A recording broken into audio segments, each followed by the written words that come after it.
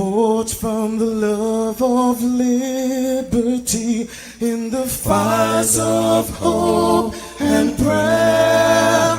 With boundless faith in our destiny, we solemnly declare, side by side we stand, islands of the blue Caribbean Sea, this our native land. We pledge our lives to thee. Here every creed and race find an equal place, and may God bless our nation.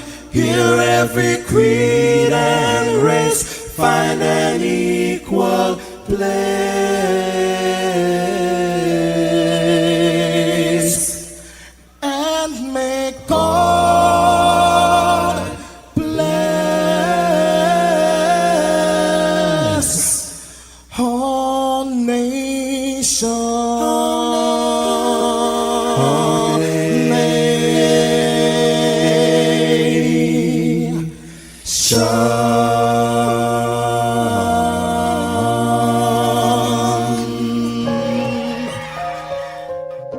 Heavenly Father, we come before you at the start of this new day, giving thanks for life, for health, and the opportunity to serve through this station. We ask for your divine presence to guide us in all we do. Bless this broadcast, that it may be a source of inspiration, joy, and unity to all who tune in. Whether near or far, may our words uplift, our music heal, and our message bring light to those who need it most. We pray for our listeners wherever they may be.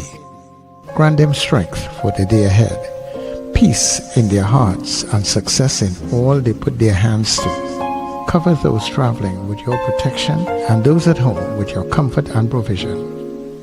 Lord, may everything we do bring honor to you and be a blessing to others.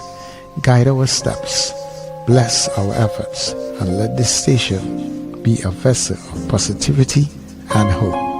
In your name we pray. Amen.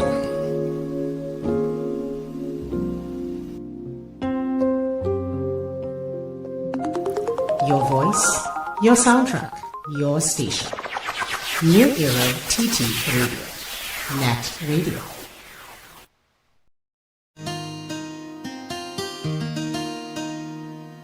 Say we want just not a place I know better. Come for holiday. Say we want I would love my country forever. Yeah.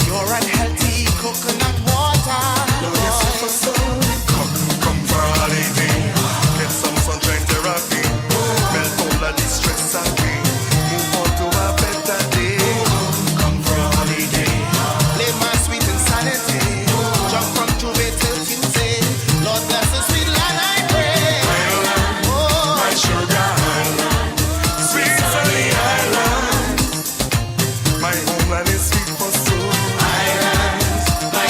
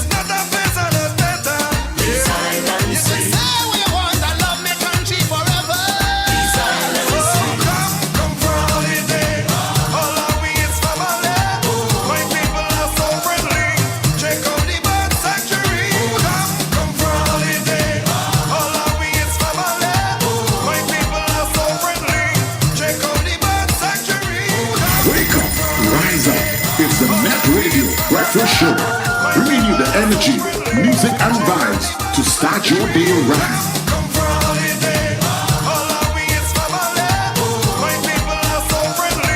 Oh, my island, my super islands. Trinidad and Tobago we're talking about, right? Come for a holiday. Come and feel the warmth, the splendor, the beauty of the people of Trinidad and Tobago. Just come. Good morning, everybody, and of course, welcome to it. Welcome to the best space on the NETT, New Era TT Radio, taking you above and beyond across the heartbeat of the Caribbean. We are happy to be in your company, in your space.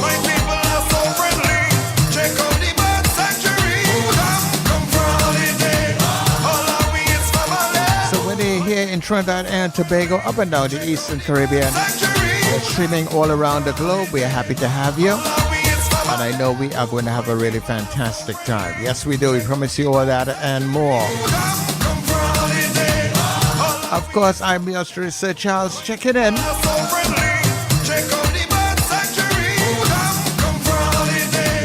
And this is your Get Up and Go as we welcome you all to the Breakfast Show. Yeah, yeah, yeah, yeah, yeah, yeah, yeah. Yeah, yeah, yeah, yeah, yeah, yeah. Wake up, it's a brand new dawn. The Breakfast Show got the vibes turned on. From Maracas Bay to the Savannah line. Let's start the day in Caribbean prime. Oh, good vibes rolling through the air. The Breakfast Show energy everywhere. We talk, we laugh, we make you think. Grab your doubles or your morning drink.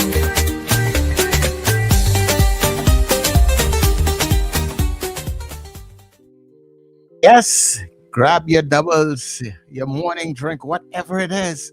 But just check in. We are here. Good morning, everybody. And of course, welcome to the Breakfast Show. RJ, good morning to you. Good morning, my brother. Good morning to Trinidad and Tobago. Good morning to the world at large. We are streaming from the beautiful island of Trinidad and Tobago. Welcome to our beautiful paradise we call Trinidad and Tobago. Are you hearing me clearly, my brother? I am hearing you well. I just need to bring down the microphone just a little bit again. You are very powerful, you know. Yeah, boy. Yeah. No, come on. Come down a little bit again. Yeah. Well, I guess you gotta pull me down because I'm right down here. All right. Okay. I will see what I can do.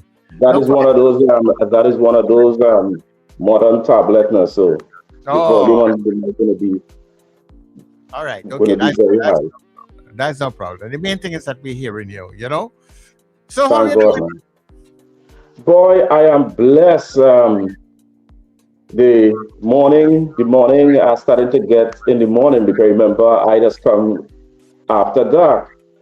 Well, now I have to get up in the morning. As you know, last night I was here with voice notes, live entertainment, and then gospel music. And I had to get up this morning and to come and join you here. But nevertheless, I enjoy doing it just because of all of those loyal listeners we have here on the net.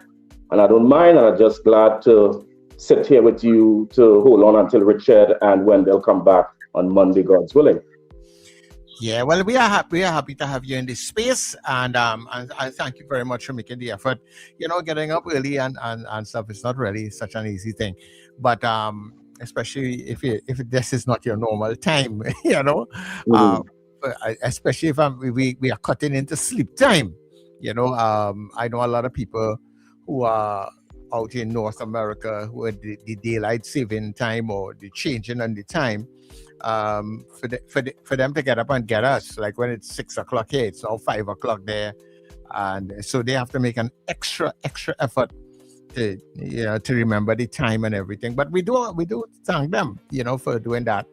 And as you said, and you know, Wendell and Richard is out this week. For those of you who are I've been asking what happened to Wendell and what happened to Richard.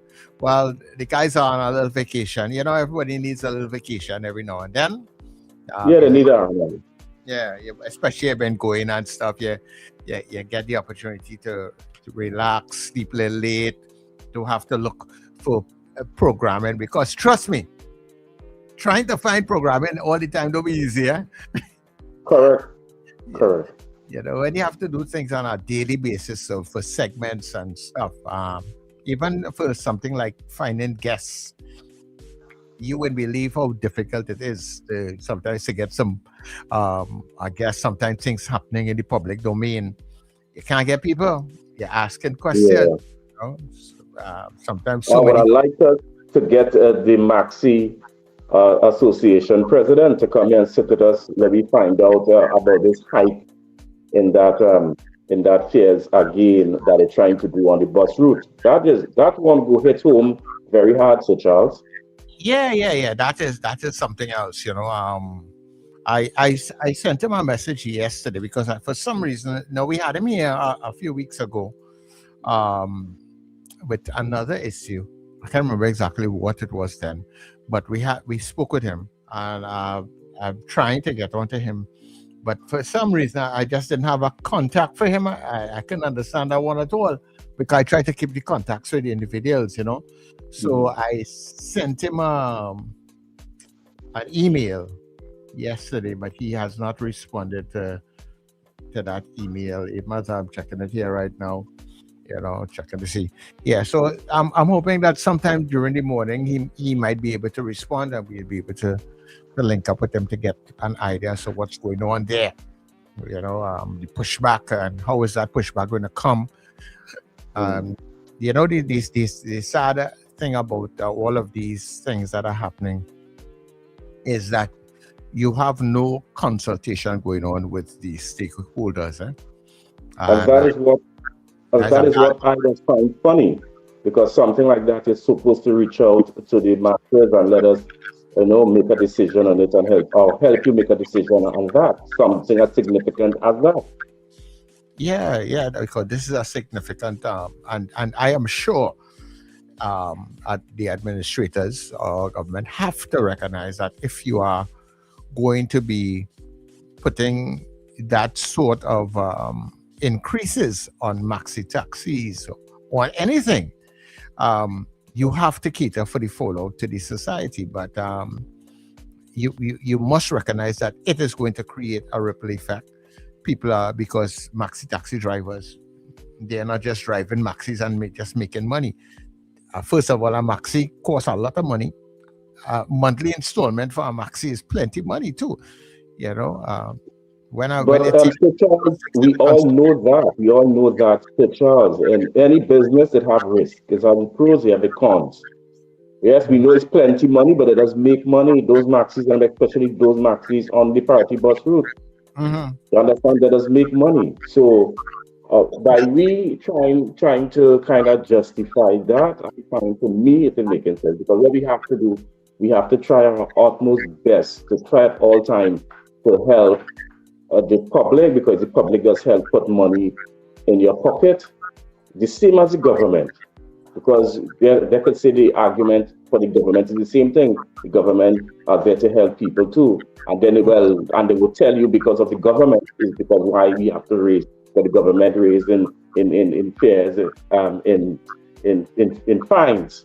They will tell us the government raising fines, so they have to in no fine are we know to get by. But at the same time, think of the citizens outside there, and that is all I'm saying, Sir Charles.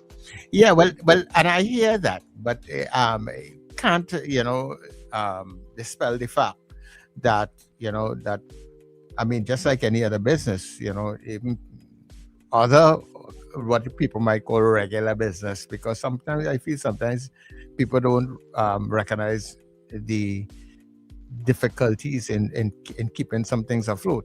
While the bus route might be a lucrative form, at the end of it all, just like any other business, when you cut into people's profit, they find a way, or will have to find ways to either pass it on or absorb You know, with some situations, you know, yes, the maxi taxis, there are a lot of them. Yeah, I don't know what the competition is like on the bus route. Sometimes you see a lot of maxis there, and um, sometimes you see people working some kind of hours and whole day and different kinds of things, and then they have expenses. When I mean, like everything else, something goes wrong with your maxi. Remember, especially if you have a maxi too that is a certain age, all these different things, you know. So I think all Well, those I'm things not have to be denying the taken fact. into I'm not consideration. denying the fact. I'm not putting my head in the sand and denying the fact that so they do have all what you are saying. Yes, it's right, it's true. But at the end of the day, something have to give. You have to think of the people and them outside here. Because at the end of the day, even though they go say the government is the one who causing that, at the end of the day, we still have a decision to make after 5 years. So when that time reach, we could still pop that horn. So I'm just saying, everybody must, we have to learn to be patriotic. We have to learn how to, be caring in the society. Everything just going up and up and up and up and like everybody just by the time we are finished by the ending of next year, we might barely be and breathing here. And that is all I'm saying. We need Mhm. help. We need help. Yeah, well, and yeah, we do need help, you know. But as I said, there has to be a careful weighing of the balances as to how we are doing the thing. Mm. You know, when you if you have um, things in place already, you're already charging a particular fee, and then you want to go. I mean, it's 100% you're talking about, you know, with some of these things. And the government is not um, gradually increasing some of these things. You know, they didn't say, look, we'll do 25% this year and next 25, so over 4 years. You know what I mean? You get an increase. So what is to make them come next year if everybody just pay the increase and say, all right, well, here, when you remember one man say, I raised the gas once, I raised the gas twice, I raised the gas 3 times. You remember that saying, right? And nobody quarrel. And And nobody, exactly right? what you and Sister, Nobody in a riot, exactly what you are saying is what's going to happen. They're right? going to do it again because at the end of the day, but you see too, this government is one that came in with a lot of promises. They promised they could fix a whole set of things, but all the time we were saying to them, you want the job. You asked for the job, you said you can do it, you said you can turn around the economy, you could fix crime. I used to watch the Monday night forum. They bring this ex-policeman, Abraham, the Shugwadas top man there at one time. He used to be brandishing around the Monday night meeting. I said, okay, they're assembling the right set of people. So when the time comes to do the job, they will do it. As I said, when I sat here the first time, I praised them because I say, okay, they hit the ground running. We go get some changes in the country. As I say yesterday, I said the same thing. Right now, I'm doing a somersault here, right? And all we're seeing is just hiking in prices, hiking everything, right? And then at the same time, at the other side of the scale, we have a lot of job losses, real pressure outside there. You hearing it every single day. People feeling the pain. People voted. You get 26 seats. That should say something to you. I know you will say every government coming, they say they don't have money. Every government coming. That is their cry because we are allowing them to say that. You want to do the job. It's the same thing, Sir Charles. I now make a decision. I want to be here with you. I want to be a new era TT radio. New Era TT Radio come with a lot of hard work, dedication. If I know I don't have the back or I don't have the strength to carry the workload, all I could do is to tell you, plan. But you can't tell me I want a job, I want to give you the job, all you're making is excuses and making my job and my life harder. That cannot be fair. You are the one, you are the public servant. You are the one. You're supposed to serve me. they were saying that on the platform. We go serve you, they're getting there now, and what they're doing, they're not serving their own self. Even though they say the country don't have money, how much of them say, okay, let me take a pay cut for that to help out. None of them doing that. Yeah. And I hear you, and to a large extent I do agree with you in the sense that the government's communication has not been where it should be. Platform rhetoric while you're in opposition and actually running our country is two different things. And, okay. And what you would have found is that things that anybody, because as I said, it happens across the board, right?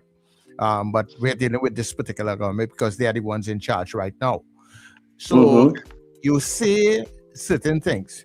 It's like just you ever get a job to do something, Jeremiah, for like, to say somebody give you a job. I have this house. I want you to repair this for me. I want to remodel this room. But you go in there and you say, okay, well, here one is going to cost you $5,000 to remodel this room. And the person say, okay, no problem. I can deal with that. Go ahead. But when you start to get inside there now and you start to really knock down this and you start to knock down that, you realize that what lies it out here, this not here. And now you have to do a whole different set of stuff. You have to go back to the owners and say, well, here going, this is a little more than I thought. So it will cost you a lot more or a little more than what we had already bargained for, because the damage is much more than I anticipated. I'm saying that to say that the government should probably be doing that same kind of thing. You know, you had a lot of promises, you make a lot of promises to people, the population, and now that you are in there, the state of the nation is not as good as you had probably hoped. A lot of things has changed on the outside too, dynamics. Now that you are in there, you are now getting to know what is the actual state of the economy, what kind of money we have, how many people we owe, how many creditors we have to pay on certain times, and internationally, and the forex situation. So all of these things you are now faced with, and you are recognizing, well, you know what I mean? And of course, you have world issues. We have things happening in the Gulf. We have things happening right next door to us with Venezuela, and all those different kinds of things that will interfere with your normal cash flow. And this is where I think the government is falling down. If all of the things that they are facing, right, then they should come back to the country and say to you, well, here, when you see all these things that we have promised, we can't do all of them, or we can't do all of them right now. Right now, we have to do certain things.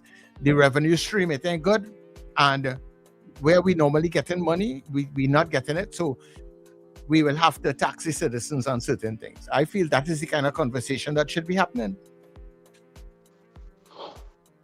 Well, boy, and it's not happening. As I say right now, we have to try our best to ask the questions. That is why we have talk shows, right? We have to interview the right set of people in the government to get answers, because they're not forthcoming with any answers. They're not speaking. And then they don't what has hurt me too, when the other people was doing the job, every Monday morning as a big statement, you counteracting that. And your whole narrative was, well, give us a chance. We could do 10 times better than what they are doing here, right? So if you're telling us you could do 10 times better than what they was doing now, and now you get the opportunity and you're falling asleep on the job, well, all you have to do the same way now, the same way you want to come back and tell the country that we meet the economy in a bad state. All you have to do, give up the job. Because the people who was there at least, or what people saying, or what the grong is saying too, what the grong is saying, a half a loaf is better than none at all. At least they was getting a half a loaf. No, they ain't getting nothing. When you say give up the job, what you mean exactly? What call an early election? They was calling for the PNM to call an election every Monday morning. If you realize you're not up to the task, leave it. I now say, if I realize to myself that the task that should be stored upon me to be here, if I know I cannot do it, because it's a lot of hard work, right? No, if I know I can't do it, I will call you and tell you, such a stance, try somebody else. It's simple like that. No, it's not. The government don't run that kind of way, Richard. Government don't run that kind of way. But here we're not. We do our good news, and then because we done running late with it, and then we'll come back.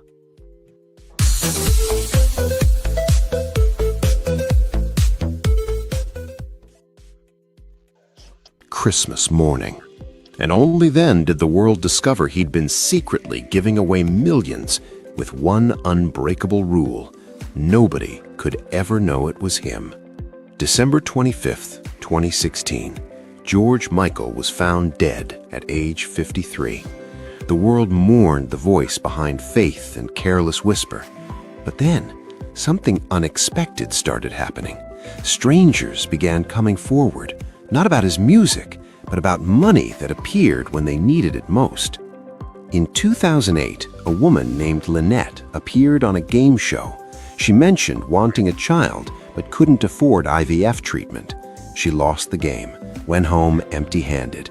The next day, £15,000 appeared in her account. No name, no note, just the exact amount she needed. Years later, she learned the truth. It was George Michael. He'd been watching and made her dream come true, on one condition: she could never know who helped her. That was just one story. A homeless shelter revealed that for years, a man calling himself Paul volunteered during the holidays, serving meals to people others ignored. Simple clothes, no photos, always left quietly. It was George Michael, spending his Christmas serving soup to people who had nothing. Every Easter for years, £100,000 appeared in children's charities, anonymous, untraceable. After his death, the trail led back to him. A woman crying in a bar, drowning in debt. George listened, wrote a check for £25,000, and told the bartender, "Give this to her after I leave. Don't tell her who it's from." She only learned years later when he was gone. He covered strangers' hospital bills, paid tuition for students, funded HIV research for decades, never seeking credit, never using it for publicity. When his mother was treated for cancer, the nurses cared for her with extraordinary compassion. After she died, George organized a free concert at the hospital exclusively for the nursing staff.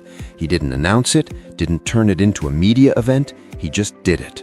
His manager said George had one ironclad rule about his charitable giving: nobody can know it's from me. If the press finds out, I'll stop. He meant it. For decades, he lived two lives, one in the spotlight, the pop star, the celebrity, and one in the shadows, the man who quietly changed lives, asking for nothing except anonymity. Why did he hide it? Because George understood something most people don't. Real generosity isn't about recognition, it's about impact. After his death, records revealed he'd given away tens of millions of pounds, most of it to people who had no idea who their benefactor was. In an era where celebrities announce every donation on social media, where kindness becomes content, George did the opposite. He gave everything and asked for nothing, not even acknowledgement. George Michael died on Christmas morning, a day he spent year after year giving without fanfare. And in death, his secret came out. He'd been Santa Claus all along, the real kind, the one who comes in the dark and leaves gifts without asking for thanks. 8 years later, thousands of people are still here with children, educations, medical treatments, roofs over their heads, because of a man who decided the quiet part of heroism was the only part that mattered. The music stopped in 2016, but the lives he saved keep going. If this story moved you, follow us for more inspiring stories. Share them.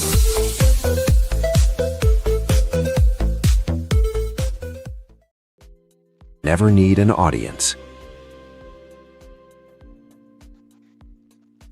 All right. Yeah, that's our good news for this morning. Yesterday we were sharing some good news about, people who do good to help others. And George Michael was apparently one of those individuals. And those things, I said, some people do it very quietly.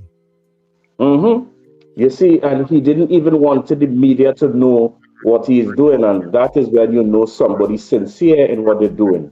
Not everything posted on social media or grab the media to grab a headline. He did it secretly, and that is what I like about that, and that good news.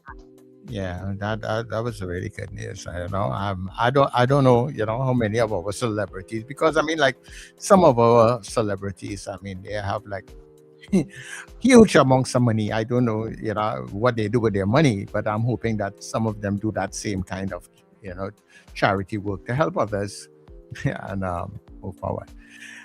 RJ, let's we're running a little behind our timing, so let's quickly just see if we could say hello to some of the people on the stream now, if it's close to you. Well, that is not a problem. Basically, that's not a problem, man. And then today I see I pull up. You tell me go and pull up the newspaper. I'm going to see if I can try to do the headlines or try and see if I can do the news day today. Right. All right. So coming in very early, she coming twice here, is Susan Jessup. I see she came in here at 9:33. That means when she finished, when she was with RJ, she texted her, and then she come back here at 4:03 a.m. this morning, and she's sending out blessing to you, Sir Charles, and just truly RJ. Let me get carrying down the line. We also have Joycey Phillips here. Right? We have Felix Kazo. We have Ava Smith. Morning, Ava Smith. Diane Kane. We have Jesse Richardson. We also have Apollinas here. We have Eon saying good morning. We have Boise BDC. He's from DB saying good morning, everyone. We also have Alistair Hart saying good morning to the breakfast crew, and he's logged on and listening. I see the New Era crew here saying good morning as well too. So good morning to the New Era family. Right. We have Ingrid saying blessing and greetings from all the way from Tucson, Arizona. I saw we had Anthony Tinto came in between there also. And Anthony Tinto, okay, right.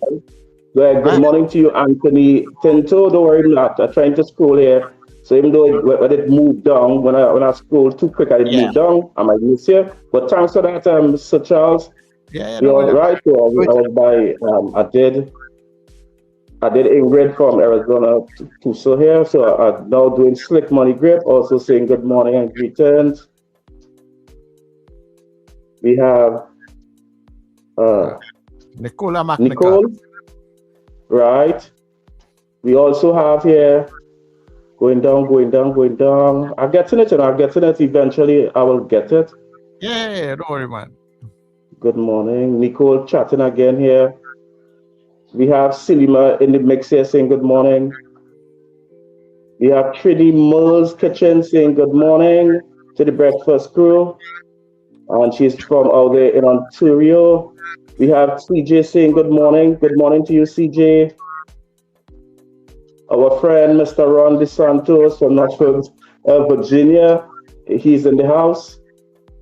Nicole again chatting here. We had Debbie Modest. So good morning to you, Debbie Modest, and she's saying good morning to you guys. Thank you for that. Yeah. Yeah, Helena Prescott here saying good morning as well too. Right back at you. Nicole chatting again here. Nicole Real chatting. Yeah, we have Sybil Paul here saying also good morning. Nicole chatting again. And we're going down the line. So remember, people, this is not Wendell, this is RJ. I am now getting the hang of it here. Right? Yeah, but I guess Google here saying good morning also. Right? So that is what we're doing here. And for me, Nicole chatting here again. Far Rockaway now coming here saying good morning all. Have a blessed day all. Good morning to you, Far Rockaway also. Yeah, that is me here, Sir Charles. Okay. Also, let me say good morning to Carla Hercules. Good morning to you, Carla. She just came in. And let me also say good morning to Ambrose. Ambrose, try and keep the chat respectful today, please. All right? We had enough complaints about you yesterday. Okay? Also, let me say good morning to Kent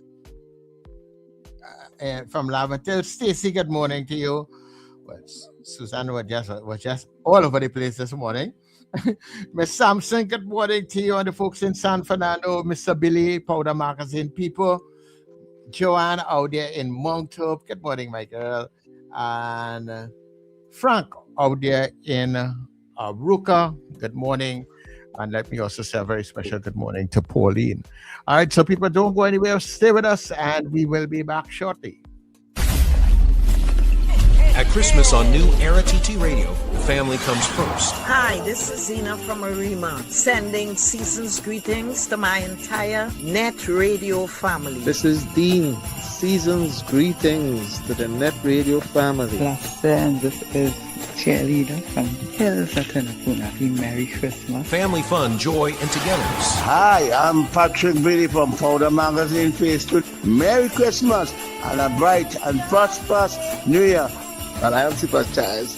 Big up New Era TT Radio. Merry Christmas, everybody. This is Tayan from Mova. There's no place like New Era TT Radio at Christmas. Merry Christmas. It's Christmas. Can't do it without black cake, homemade bread, sweet bread, pone, pastel, and punch creme. Get it at Val's Kitchen in Dabadi. To place your order, call 758-0148. Yes, delivery can be arranged. Val's Kitchen, Dabadi.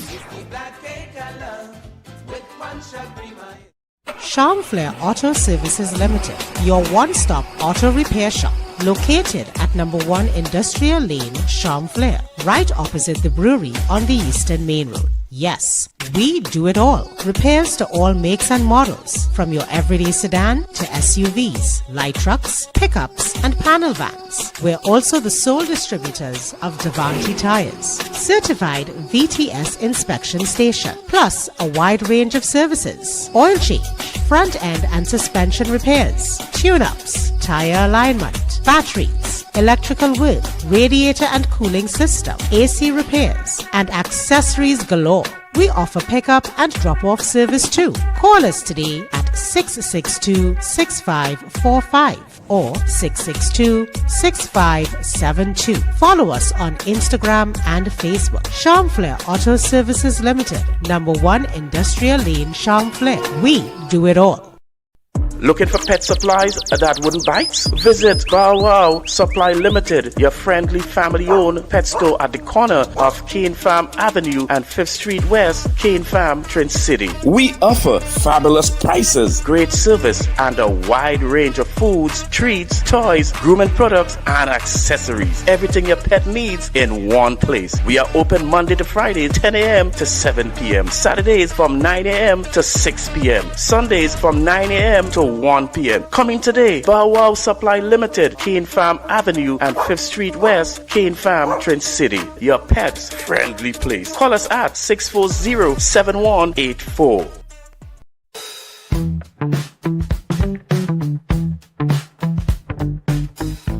S&H Rumbox, 137 Western Main Road, St. James, for all your retail and wholesale needs for alcohol and non-alcoholic beverages.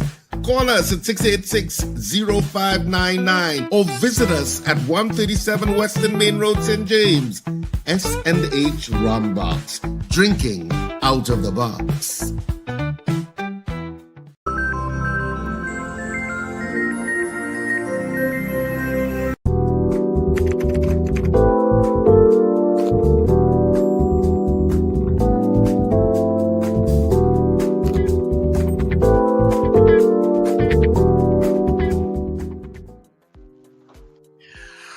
So we are back on the inside, and of course we are going to go straight into our newspapers. Before we go into the newspaper, I saw it earlier, but when it jumped, I didn't want to have to go back and read it out.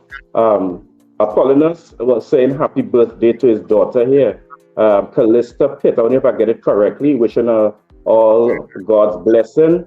So if you are listening still, Callista Pitt from Apollonius, wishing you a happy birthday from Dad and the entire family, and from us here at New Era TT Radio, happy birthday to you, my love. So yes, so you want me to try to start with the news day by chance? No, let me do the Express, and then you'll do the news, and then I'll come back with the Guardian. All right? No problem, my brother. All right. So in the Express this morning, the main headline is that situation: a runaway truck kills a boy. That's the 8-year-old child that was killed in Ruka with the truck that ran away and ran into his home, and he is playing in the yard. I mean, that was such a sad thing yesterday. That kind of mashed up my whole afternoon, really and truly. Wow. Yeah, so condolences to the family of the child. 8 years old, and there was two of them. One barely got away, and one died.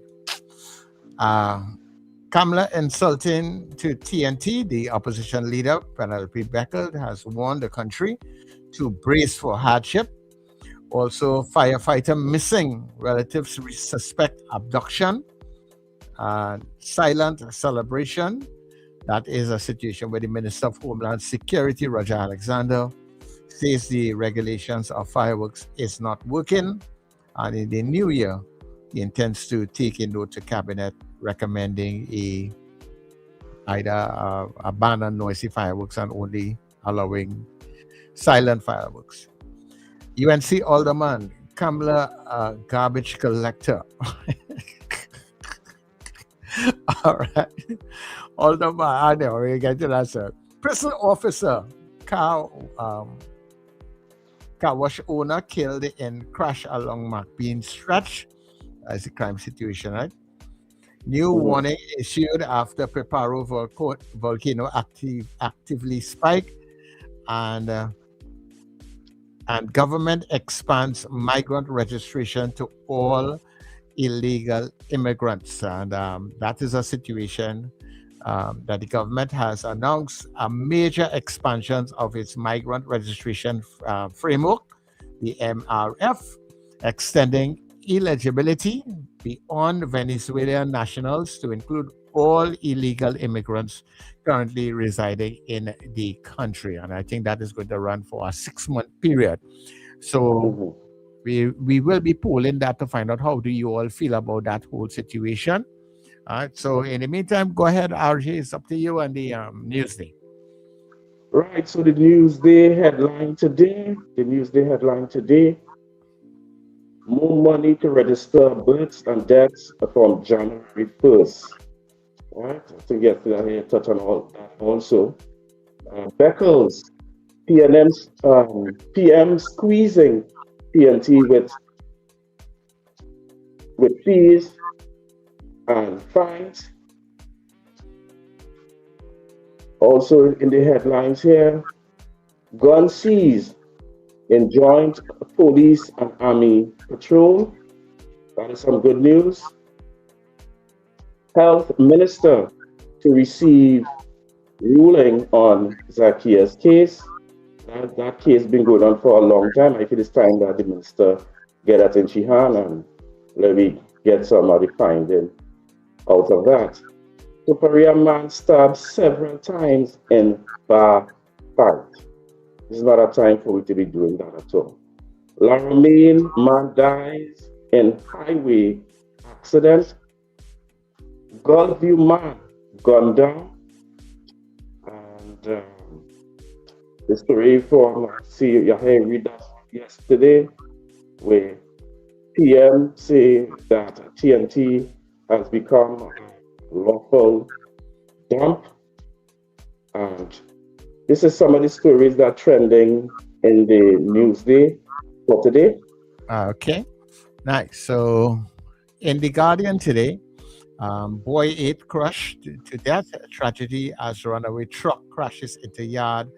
And the cops detain the driver. They say that, and this Guardian has the name. It says 8-year-old Gideon Smart was crushed to death yesterday after a runaway truck crashed into his family's home at Savannah Road in Aruka. So apparently the truck was coming down this incline and lost probably something. Yeah, you know, when you have all of these load on these trucks, you know, and that's why inspection stations are so important.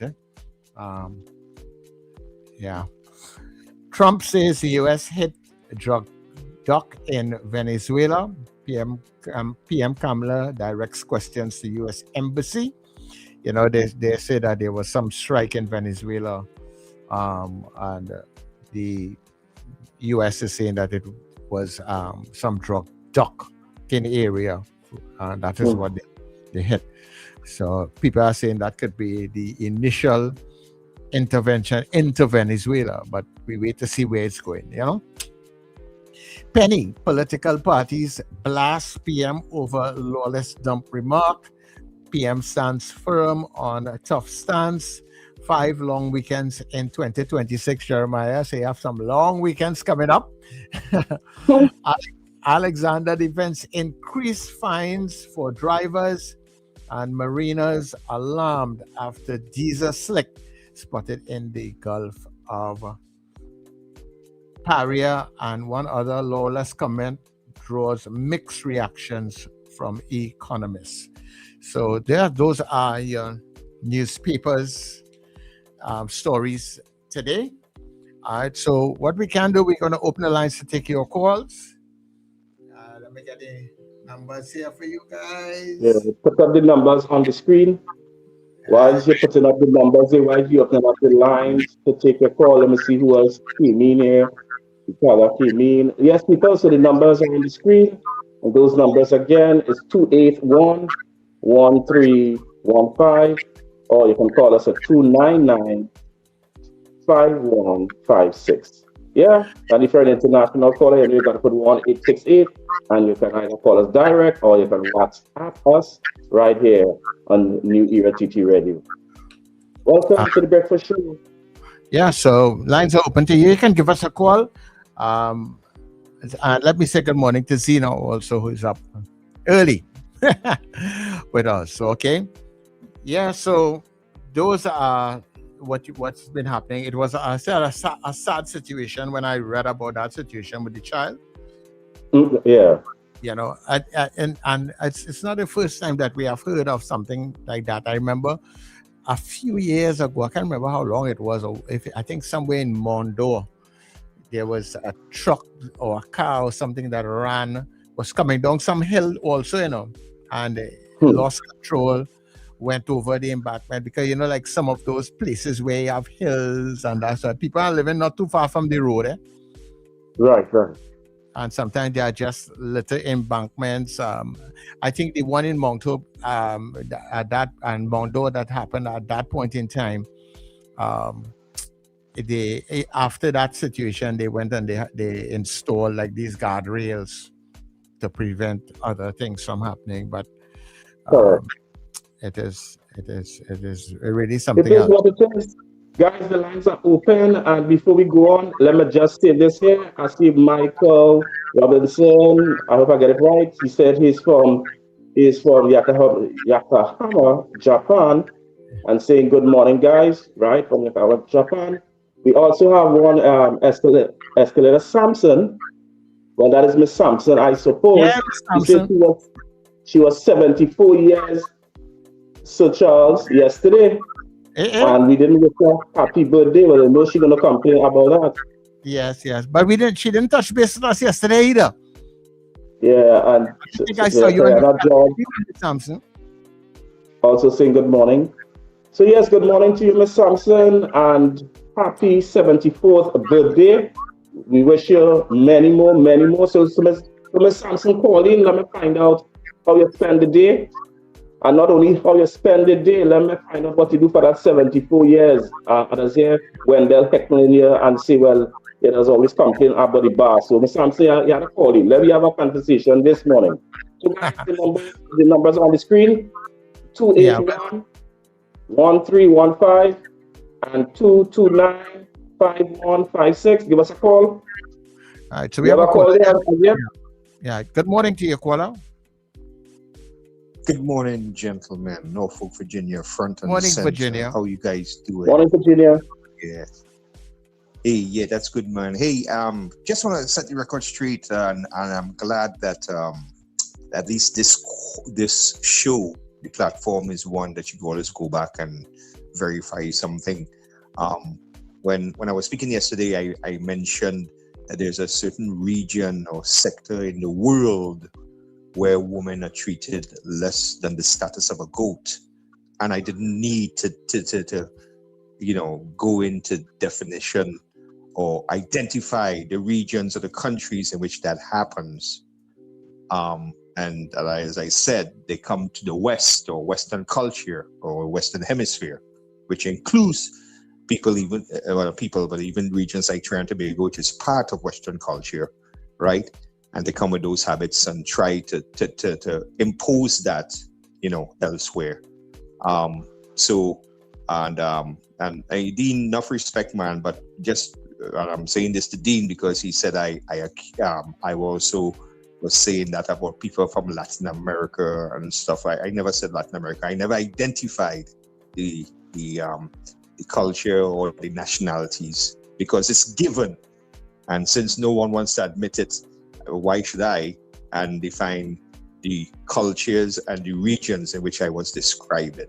Okay, you all know who they are, and all I'm saying is that love him or hate him, at least he's saying the truth. The orange one, right? When he calls places like that dump holes or whatever you want to call it, and let's face it, that is a dump hole. So I wish even the women may feel that way themselves, that is a dump hole if you are treated less the status of any human being or even an animal. So I just wanted to get that for the record, but at least you could just jump back on YouTube there and hear exactly what I said. So Dean, as I said, enough respect, but I never in any way define that culture or the individuals from the region of Latin America as those who do that, backward, Understood, Virginia. Understood. Social. Yeah. Anyway, yeah, man. So anyway, you guys have a good day. Locked on listening. And Mr. Franklin Center. Oh. He gone? Yeah. He gone. Wearing a white T-shirt this morning. I didn't hear he said nothing about that, and I was a little disappointed. Yesterday, he make out the color that I was wearing.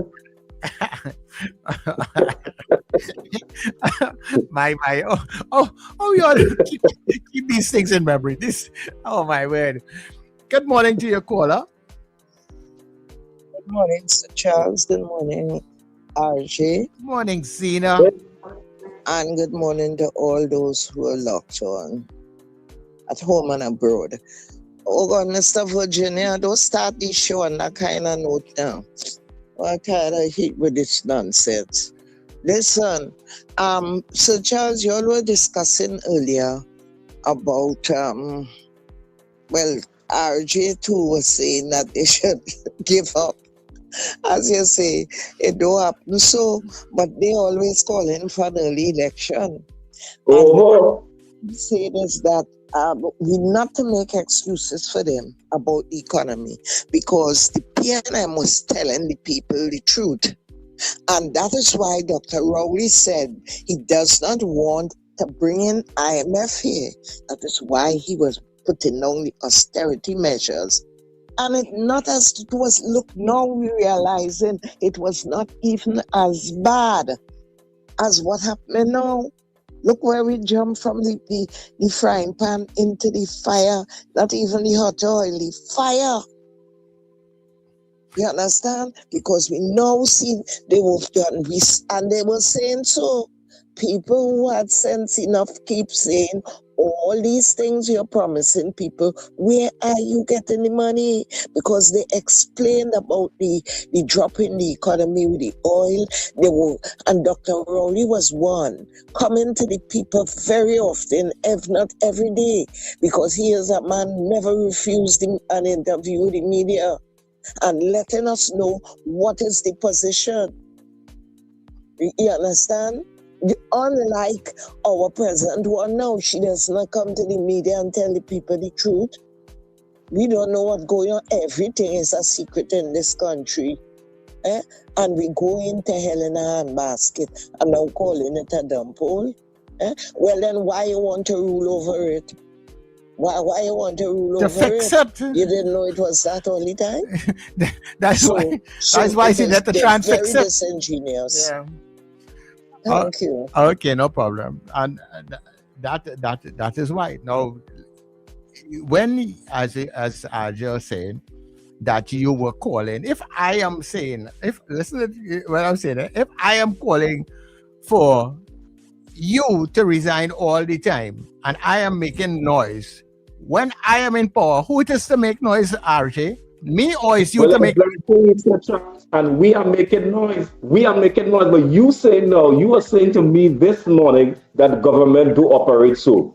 All I was saying to you, if I come in here such as I find what I am doing here is harder than where I was before I just to go down, sit down, and open my microphone, put on my headset, and have a conversation. Here I don't do a whole lot. If I leave the job. But you tell me if government doesn't operate, so how does it operate again? And no government, RJ, is inside the coffers, and they don't want to get it out. They could do what we want. They're not going to call an early election, and they will drag it out. The government is not going to call an early election because at the end of the day, when the opposition was calling for the government, then the PNM then to call an early election, did the PNM call an early election? They did not. You understand? So don't expect that if you are making a call for this administration, which is less than a year, to step down and let somebody else come back. It's not going to happen like that. That's all I was saying. No, I hear you, and all I was saying, if they realize that they cannot do what they signed up for, they cannot fulfill the promises that they are making, because every Monday morning, as Dr. Rowley says something, as the media journal interview. And now it's your turn, now it's the opposition turn to make noise every Monday morning, RJ. So let the opposition now make the noise. So wait a second. He's running here on a state of emergency. He do it and they knock him. They beat him on. They beat him like a bully. Even under a state of emergency. But let's do the poll because we are at that time. People, just to add some context as to what is happening now. Government has announced a major expansion of the migrant registration framework, and they are extending the eligibility beyond our Venezuelan nationals who are here with us to include all illegal immigrants currently residing in this country, right? So they would be able to work, and once they get themselves, as they say, get documented, right? So now it was basically just the Venezuelans. It has now been expanded to all other migrants. So if you have people coming in from Jamaica, from the African continent, everybody will now have the opportunity to get themselves documented once they meet the criteria, it doesn't mean that everybody is going to be documented. Because if you have criminal records and that sort of thing, you will not fit the criteria. We're not taking that, right? So we are asking you today, do you support the government's decision to allow all registered undocumented migrants to live and work legally in Trinidad and Tobago for a limited time? I think it's for a 6-month period. That is and they probably will review it after that. So until I think, right? So that is the question. Do you support the government's decision to allow all registered undocumented migrants right now to live and work legally in Trinidad and Tobago for a limited time period? Right? So that is the poll question. As we go to the news, Alja, we will be back shortly, people. So stay with us. Remember, you're voting yes or no on the poll. Yep.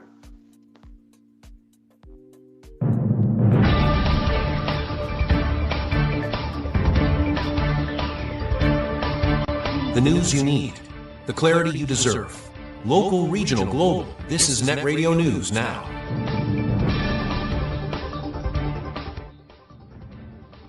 This is News Now on New Era TT Radio. For Tuesday, the 30th of December, I'm Derek McMillan. Good day, everybody. In our lead story, government has announced a major expansion of its migrant registration framework, extending eligibility from Venezuelans to all undocumented immigrants now living in Trinidad and Tobago. Under a new immigration order, registered migrants will be allowed to live and work legally from January 1 to September 30, 2026. The Ministry of Homeland Security says the move will improve national security, data collection, and oversight of the migrant population. Registrants will receive ID cards, while children of permit holders are now formally recognized in law. However, migrants with criminal records or those deemed high risk may still face deportation, pending cabinet approval. Homeland Security Minister Roger Alexander says the policy aims to balance public safety with fairness. Registration is expected to begin in January 2026. Opposition leader Penelope Beckles has hit back at Prime Minister Kamla Persad-Bissessar after the Prime Minister dismissed her recent criticisms. Beckles had accused the government of gaslighting citizens and imposing hidden, revenue-raising measures that will worsen economic hardship. She called for the reversal of higher fines, taxes, and fees. However, Persad-Bissessar said there would be no reversal, insisting the measures were clearly outlined in the budget and are part of efforts to clean up the country. In response, Beckles warned citizens to brace for economic strain going into 2026, accusing the government of prioritizing taxation over real solutions. She also rejected the Prime Minister's harsh description of Trinidad and Tobago, saying national leaders should not speak down to the people they serve. An 8-year-old boy was killed on Monday afternoon after he was hit by a runaway truck in Five Rivers, Aruca. Police said the truck, which was carrying hardware supplies including concrete bricks, was traveling downhill along Savannah Drive Extension when the driver reportedly lost control. The vehicle veered off the road and crashed into the yard of the child's home, where he had been playing at the time. A younger sibling who was nearby was not injured. Fire officers and police from the Aruca police station responded. Investigations are continuing. A 40-year-old man died after a fire destroyed his 2-story home at Reed Road Extension, Point Fortin, on Sunday night. The blaze started around 9:10 p.m. at the Board and Concrete House. Fire officers from the Point Fortin and Mon Repos stations responded and later found the man's body inside the concrete section of the building. A neighbor, Marva Charles, the mother of the man's former girlfriend, said he had recently been struggling with his mental health and was behaving erratically, including nailing up doors and saying he was hearing voices. Crime scene and fire prevention officers processed the area, and the body was taken to the San Fernando General Hospital mortuary for a postmortem. Scientists are warning that the Piparo mud volcano remains highly active following a major underground event on December 24th. Researchers from the UWI team say monitoring shows rising underground pressure, increased gas release, and widening ground cracks, confirming that the system is still unstable and potentially dangerous. During site visits on December 24th and 27th, investigators found that the main crater had collapsed. Methane-rich gas was venting continuously, and fractures up to a meter wide had damaged nearby roads, utilities, and homes. Data suggests large pockets of pressurized mud and gas are moving northwest beneath the Paro, forcing the ground apart, meaning damage can occur even away from the crater. Scientists warn that further ground movement or eruption remains possible and recommend expanding the official hazard zone to 400 acres. Residents are urged to stay alert, avoid fractured areas, report new cracks or gas smells, and follow emergency instructions. Finally, in international news, U.S. President Donald Trump says American forces have struck a dock facility along a shoreline as part of his administration's campaign against boats allegedly smuggling drugs to the United States. Speaking to reporters in Florida, Trump said there had been a major explosion in the dock area where they load the boats up with drugs, but he declined to confirm the location or whether the strike occurred in Venezuela. He also would not say whether the U.S. military or the CIA carried it out. The Pentagon referred questions to the White House, which has offered few details. Trump has previously warned that the U.S. could move from targeting boats at sea to striking drug smuggling operations on land. Venezuelan President Nicolas Maduro has accused Washington of using the operations as a pretext to try to remove him from power. And that's news at this time. That was news now. Stay informed with New Era TT Radio, Net Radio.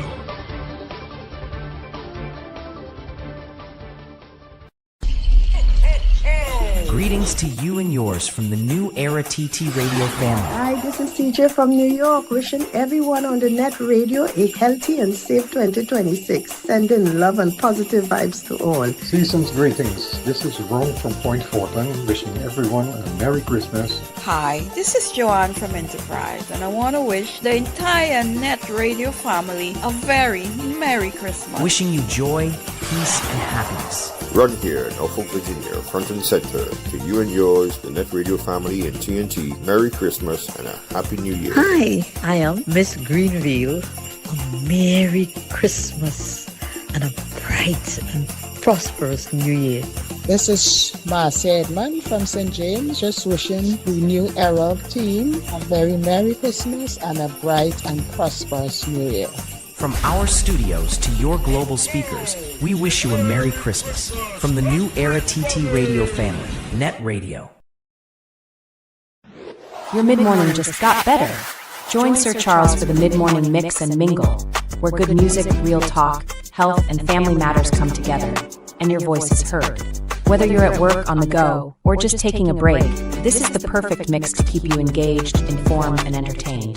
The mid-morning mix and mingle, weekdays, 9 a.m. to 12 noon on New Era TT Radio, Net Radio. Morning vibes, fresh energy. This is the Net Radio Breakfast Show.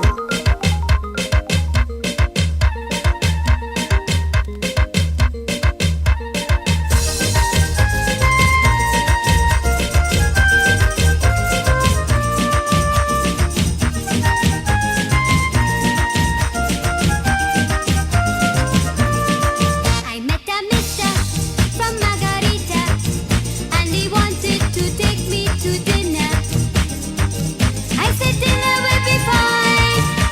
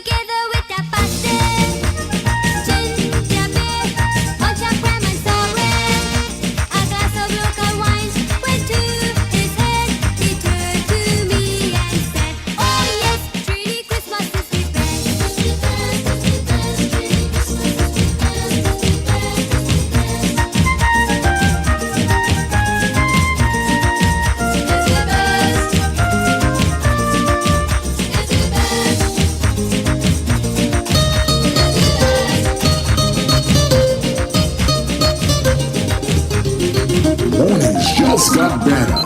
You're locked into NETT Radio Breakfast Show, fueling your day with the best music and real talk. It is the best, it is the best. What am I talking about? Trinity Christmas is the best. If you have not experienced a true Trinity Christmas, or if you have not experienced it for a long, long time, you need to come home and experience it, right? In spite of everything, we do our best to make sure we keep you safe and you can have a good Trinity Christmas, yeah? Hey, everybody, welcome inside the second hour. Of course, you're listening to The Breakfast Show on New Era TT Radio, newerattradio.com. And of course, for those of you who are on our social media platforms, Facebook and YouTube, good morning to you. Of course, Wendell and Richard are on vacation this week, and they will return.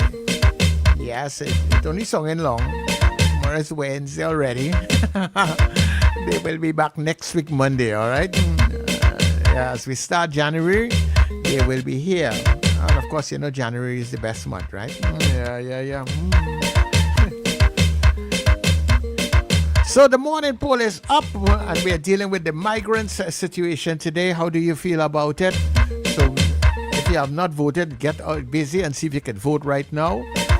Question being, do you support the government's decision to allow all registered undocumented migrants to live and work legally in Trinidad and Tobago for a limited time period?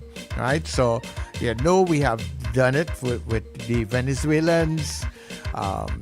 They are registered and they are able to live and work, don't have to run, don't have to do this, don't have to do that. Now that has been expanded to other undocumented immigrants also, so people who are coming in from the Caribbean and Jamaica and Grenada, and then you expand it to other parts of the world. We have a whole lot of people also here from places like Nigeria and Kenya and all those different places, right? So we are now allowing everybody, it's like fair play across the board, to be documented. So do you support it, yes or no? First, make sure you put that in the comment, yes or no first, and then you can put any comments after, right? But of course, this is your breakfast show, so don't go anywhere, and we will be back shortly, myself and RJ. The peace and joy of Christmas is on New Era TT Radio. This is Captain Ron in Orlando. My wife Fifi and I in Ethiopia would like to wish you guys Merry Christmas. From my family to yours, this is Shell from Aruka. This is Kenwood from Digo Martin. A Merry Christmas and a bright and prosperous New Year. We are powered by the people. I am Michelle. From my family to yours, wishing you a Merry Christmas. This is Mr. Princess Stone, extending my deepest wishes to the Christian community in appreciation of the life and contribution of Jesus Christ. This is Junior wishing you Merry Christmas and a bright and prosperous New Year. Merry Christmas from all of us at New Era TT Radio. NETT Radio.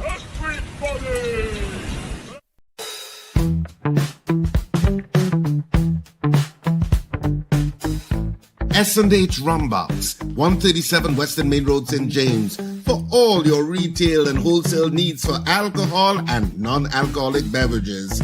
Call us at 686-0599 or visit us at 137 Western Main Road, St. James. S&H Rumbox, drinking out of the box.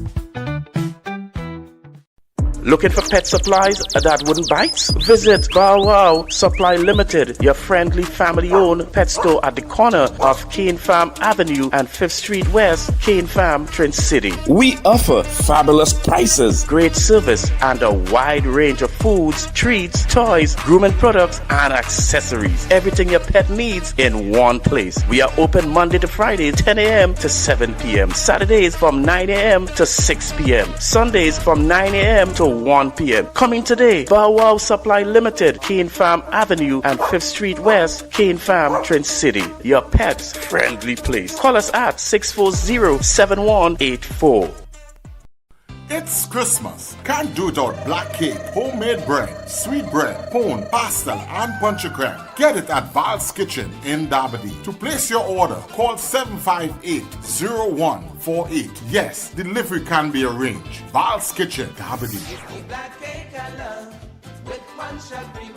Charmflair Auto Services Limited, your one-stop auto repair shop, located at number 1 Industrial Lane, Charmflair, right opposite the brewery on the Eastern Main Road. Yes, we do it all. Repairs to all makes and models, from your everyday sedan to SUVs, light trucks, pickups, and panel vans. We're also the sole distributors of Devante tires, certified VTS inspection station, plus a wide range of services: oil change, front end and suspension repairs, tune-ups, tire alignment, batteries, electrical work, radiator and cooling system, AC repairs, and accessories galore. We offer pickup and drop-off service too. Call us today at 662-6545 or 662-6572. Follow us on Instagram and Facebook. Charmflair Auto Services Limited, number 1 Industrial Lane, Charmflair. We do it all. The magic of Christmas is in the voices of New Era TT Radio. Hi, I'm Susan. Hi, I'm Suzette. We're from Chagonas. And we'd like to wish the NETT family season greetings. Hi, New Era TT family. This is Long Islander. Wishing everyone a very happy Christmas. Season's greeted. This is AJ from Laventille. And this is Stacy. A Merry Christmas and a Happy New Year. The voices of caring and sharing. This is Estelita Sampson. I wish you all a very stress-free Christmas. This is Far Rockaway from Queens, New York. Wishing all you New Era listeners a very, very Merry Christmas. Hi, I'm Debbie from Coconut Drive, Mobile. Wishing everyone a Merry Christmas. From our radio family to your family, Merry Christmas from all of us at New Era TT Radio. NETT Radio.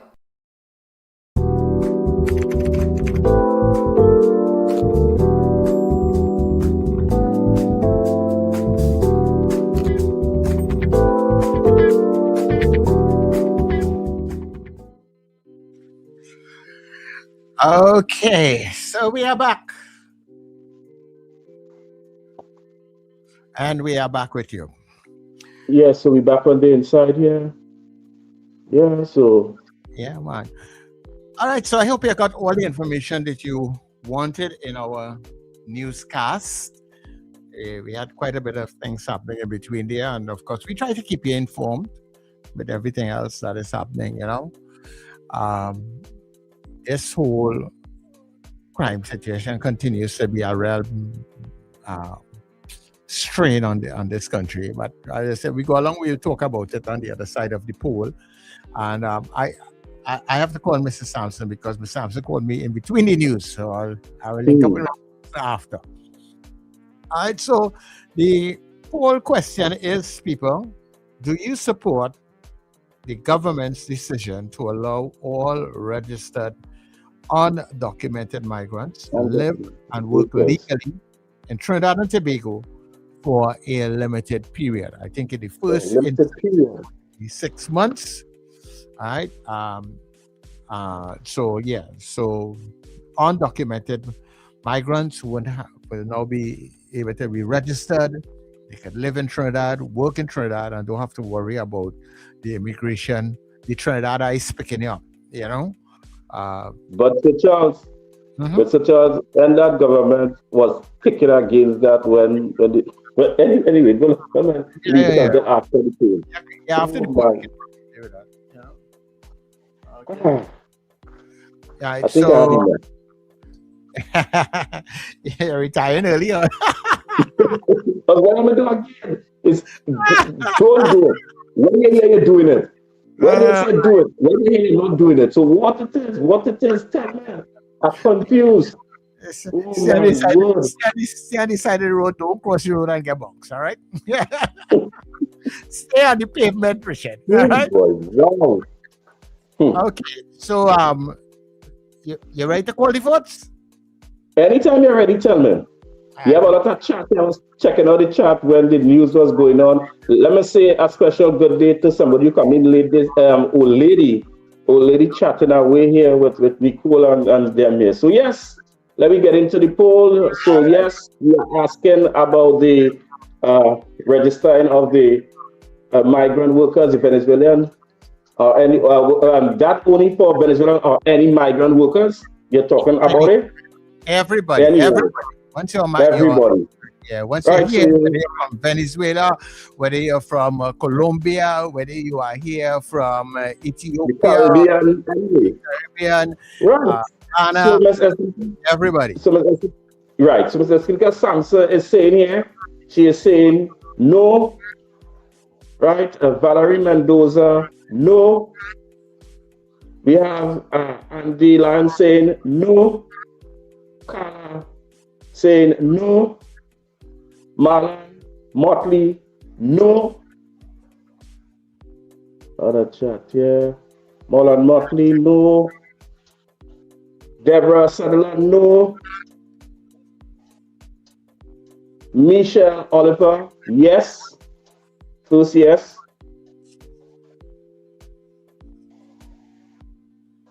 All right.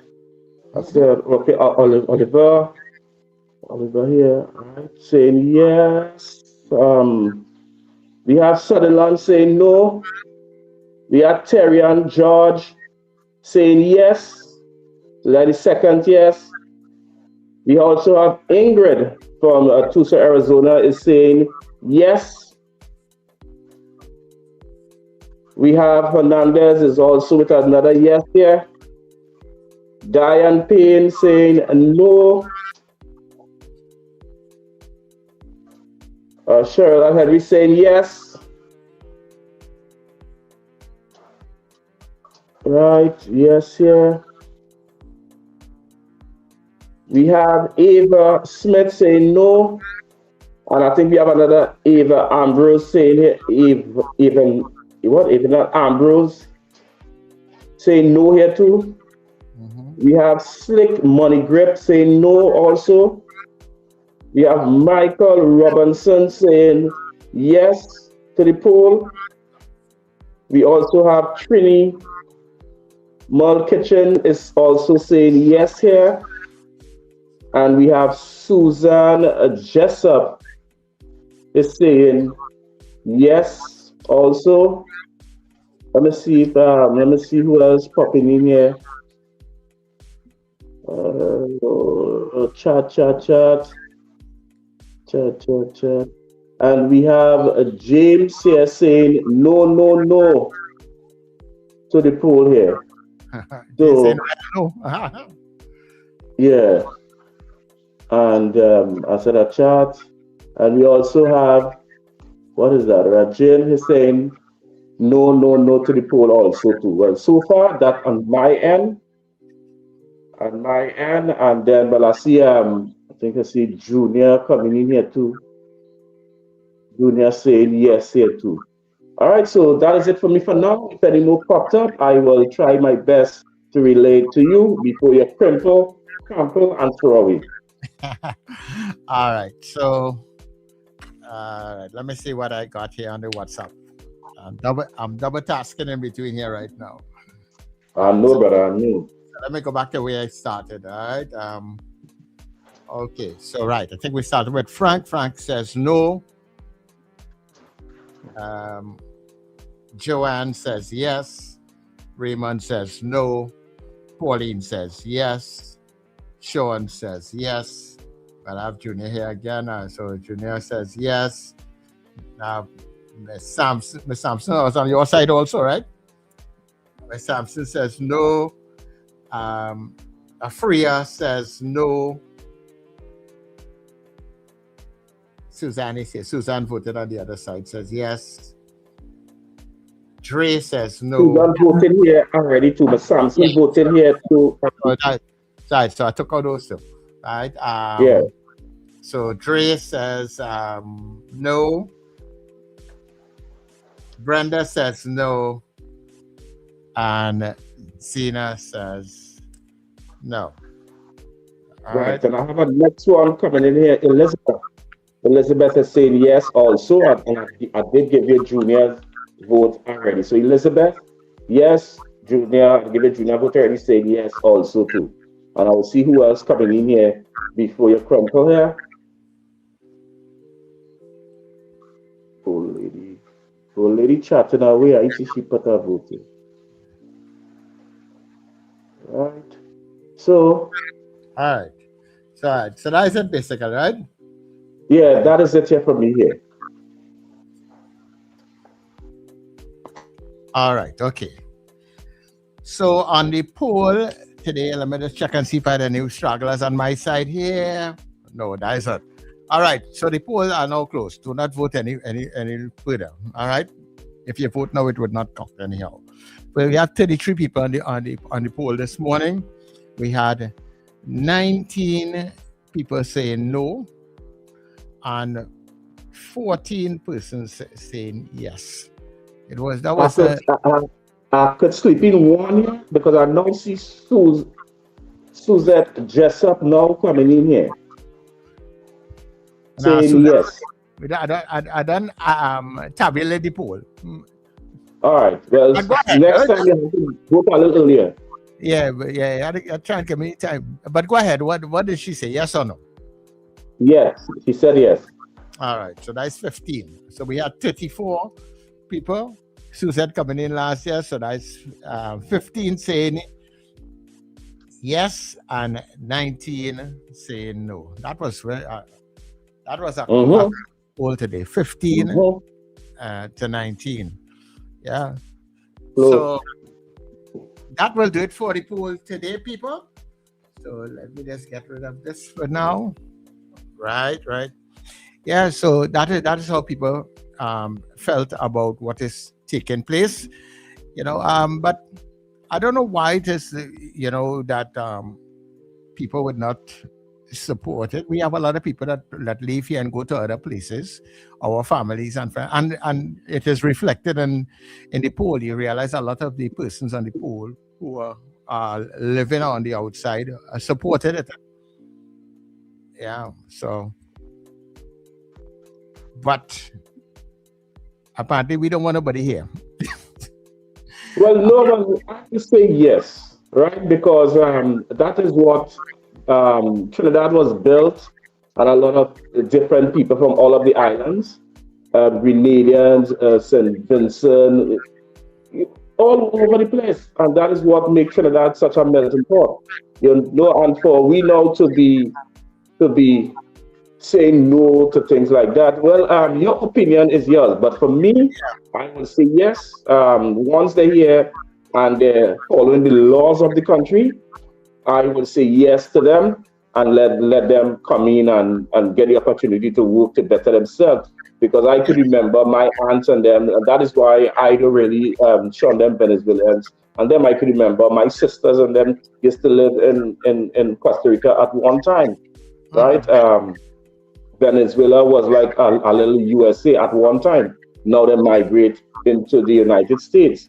So for me, when I hear people talking about them Venezuelans, and them I just never side with them basically, right? Because the first time I ate arepas and then my aunt and then who was living in Venezuela at the time come back home and we get to make all those arepas with corn meal and things like that and things that I used to enjoy. Yeah, well, I just look down on them now.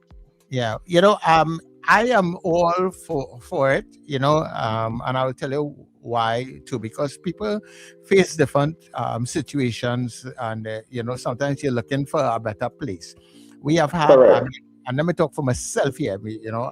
I have brothers and other family members close who have left and gone on to other places in the US and in other places, did not have the stipulated time frame to be there and had to come back, did not come back, and all those different kinds of things. And through different processes during the years and stuff, they are now free to come and go, and they are making a better life for themselves and was able to help their families back home here. Some have been able to take their families and take them outside there and live better lives. So we just might be opening the doors to allow somebody to live a better life here too. Exactly. I'm very aware that there may be some kind of cutoff point that, according to where it's going, if it looks like it's getting too overwhelming, we may have to stop at some point in time. But I don't think we are at that point as yet. But if we reach that point, I will definitely say, well, okay, if our system is being overburdened, overwhelmed, because you can't afford to have our systems overwhelmed, right? Because we're talking about schools, we're talking about hospitals, and all those access to healthcare and other things that go into play also. So once it stays manageable, I will have no problem in supporting it. But people, we are taking your calls at 281-1315 or 299-5156. And Ms. Sampson, I am going to call you in a little bit. All right? Let me take this call here. Caller, good morning to you. Morning to Charles and RJ. Morning, caller. Good morning, caller. Good morning. What they have to do is fix your people at home first. Fix things in the country. Whose job do you think these illegal immigrants will be taking? Other countries that have people who will go and make a better life, their people are not living in any state where they can't get jobs or anything like that. You've laid off so many people in this country, and yet you want to bring these people here to get jobs. Whose job do you think they're going to take? You have to fix our people first. And my second concern to you, you see this situation where the Prime Minister called his country a lawless dump. She's talking from both sides of her mouth. Just recently on the Express or the Guardian yesterday, you see where they are wanting to legalize or regularize people who have occupied illegally ABC housing. They want to regularize them. Now tell me, 1 minute you're complaining of a lawless dump and you are encouraging the lawlessness. Does that make sense? Could anybody explain that to me? I'll be off here. Okay, no problem. That part of it I can't explain to you, caller. But at the end of it all, migrants play a very important part in building any society too, because sometimes they do jobs that locals don't really want to do, or so sometimes they come in, they do a lot of I don't want to label certain jobs, but there are some jobs that our people, some people will not want to do. And sometimes those persons come in and do those jobs. So, and it has, and not just here, it's, as I said, it's a thing all over the world, embrace people, help people, and they have built countries. They have, the US as it is has been built on a lot of migrant labor and people coming to those countries and help build those countries. So I wouldn't really be too much against it. You may have expertise that we may need to help us grow further. Mr. Billy, good morning. Oh, yes, good morning. Sorry, what about there. And I want to say Happy New Year to even Wendell and Margot Basting, who is not there, and yourself and your co-host. All the best for 2026. But before coming off, I want to, just 2 days before the year end, I want to send a message to this present government, which I supported, and most people know that, the United Congress coalition. I want to let them know that the Prime Minister and the Cabinet, whenever they meet this today or tomorrow, they need to review this new fines and the traveling public and some of these new measures with this double taxation. And they need to have more dialogue. They need to engage the people more on this issue, because I'm saying that there's several things on a motor vehicle, which the Charles, you own one, maybe a friend own one, I own one, that I know innocently You could be traveling out of the compound here and out of magazine and have a blown bulb going to that basic thing. And you could reach right by Bones Road and send him and a police officer or one of those, what do you call them, the wardens and them traffic wardens could stop you and give you a $2,000 ticket. I mean, you get two of that or one of it could really plunge and it will hit the poor man the most in these things. So I am saying I am a supporter of the UNC, but I'm saying these measures are a little draconian. And they need to review it. We cannot behave like a previous government when they say, I give you one smelter, I give you two smelter. It's coming across like that. And I am saying, and all the ears of the ministers who I know and I talk to, I will let them know that too. Let them know we need to have more dialogue. We put a government in place to take care of the public. That is what we put you there for. The last government was not running the country good, and we gave you the opportunity. Listen to the people. Listen to the people. Don't be too arrogant. You will not get everything correct. You won't get everything correct. And I am saying this morning, on this 30th day of December, listen and dialogue with the people. This is a supporter of the UNC saying that. You need to have more dialogue before you pass this kind of draconian measures on the people. Thank you very much, Sir Charles, and you take care, man. All right. God bless you. Okay. Thank you very much. Mr. Billy, I have to congratulate. That is Mr. Billy Sir Charles? Yeah, that is Mr. Billy himself. Yeah, well, I have to congratulate him this morning. I just listened to the morning program and I hear he come on and I hear him defend them already, right, in many times. And to hear him come out this morning and to see what he's saying there, that means he's a man who understands what is to be done. He put in country before party. And we need more people like Mr. Billy from Powder Magazine. So come to the front of the class. Yeah, and this is not the first time. Mr. Billy has been, although he is a supporter on a number of occasions when things are not going right or he doesn't feel it is going right, he speaks out about it. So he defends his government, yes, but he also tells them, when they need to draw back and look at things differently. Miss Sampson, good morning. Good morning, Charlie, and the gentleman there. RJ. Good morning. Good morning. Switching back and forth. The poll went already? Yes, the poll went already.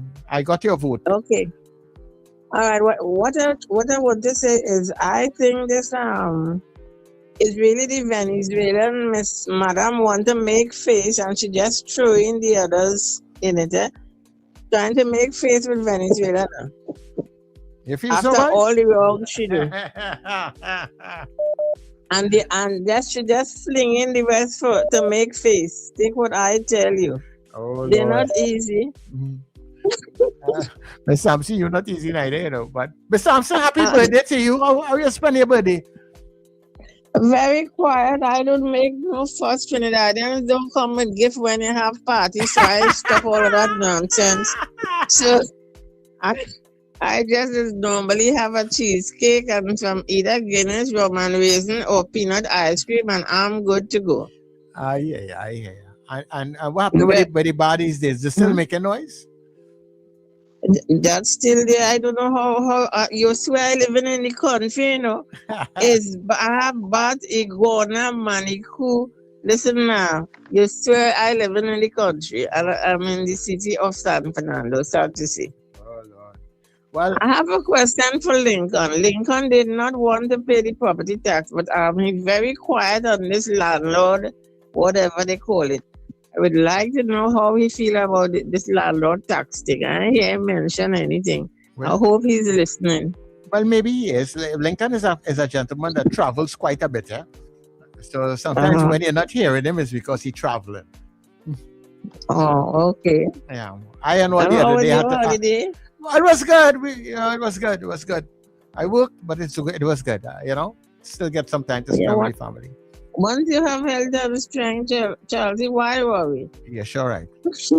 You worry, you gotta go. Yeah, and worry, you still gotta go. Thanks very much, Miss Anyway, Sampson. Enjoy hello yourself. to everybody. Happy New Year.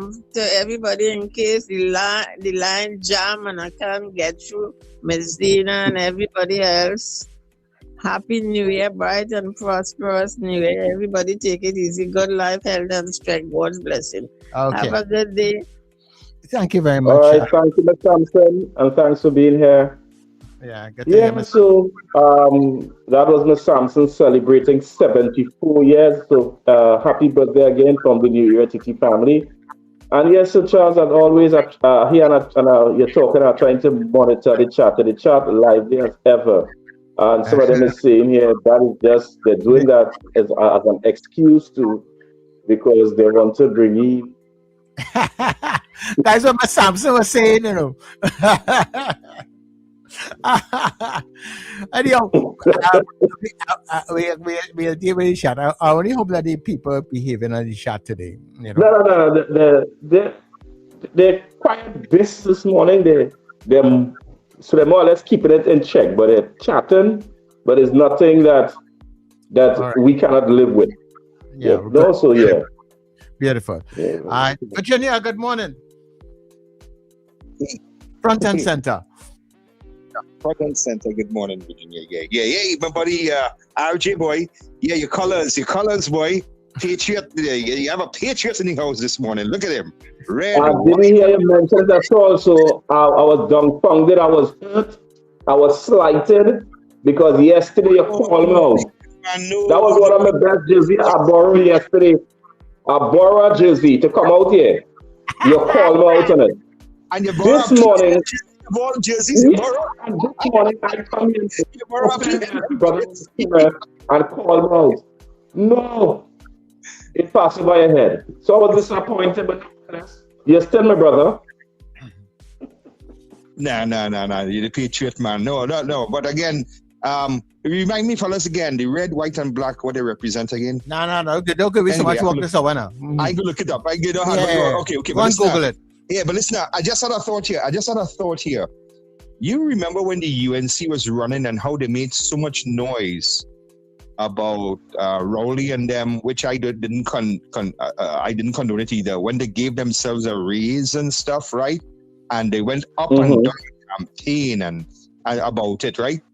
And then now remember, Kamala, she have silk, right? She wears silk, so they say that those who wear silk are on top of their profession, the law, and all that. But tell me something now. So, and then when they get into power, when people ask them about the situation, they say, well, we can't reverse it. Really? I mean, why didn't you say that while you were running? They didn't. Did they say to you when they get in there they would reverse it?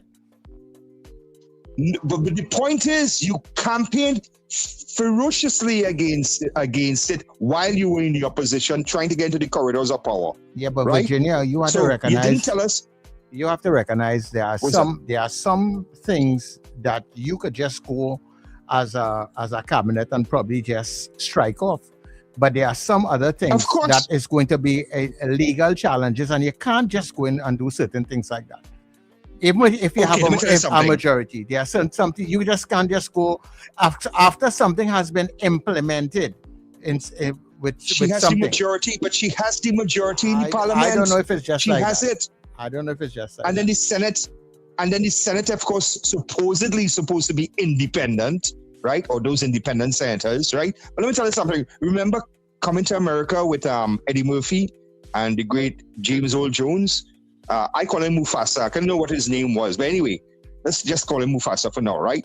Remember when the wife, the queen, right? When the father said, well, it is our tradition and we cannot, break that. He have to marry someone from wherever country he was from in Africa. And what the wife said, oh, suck it, Mufasa, right?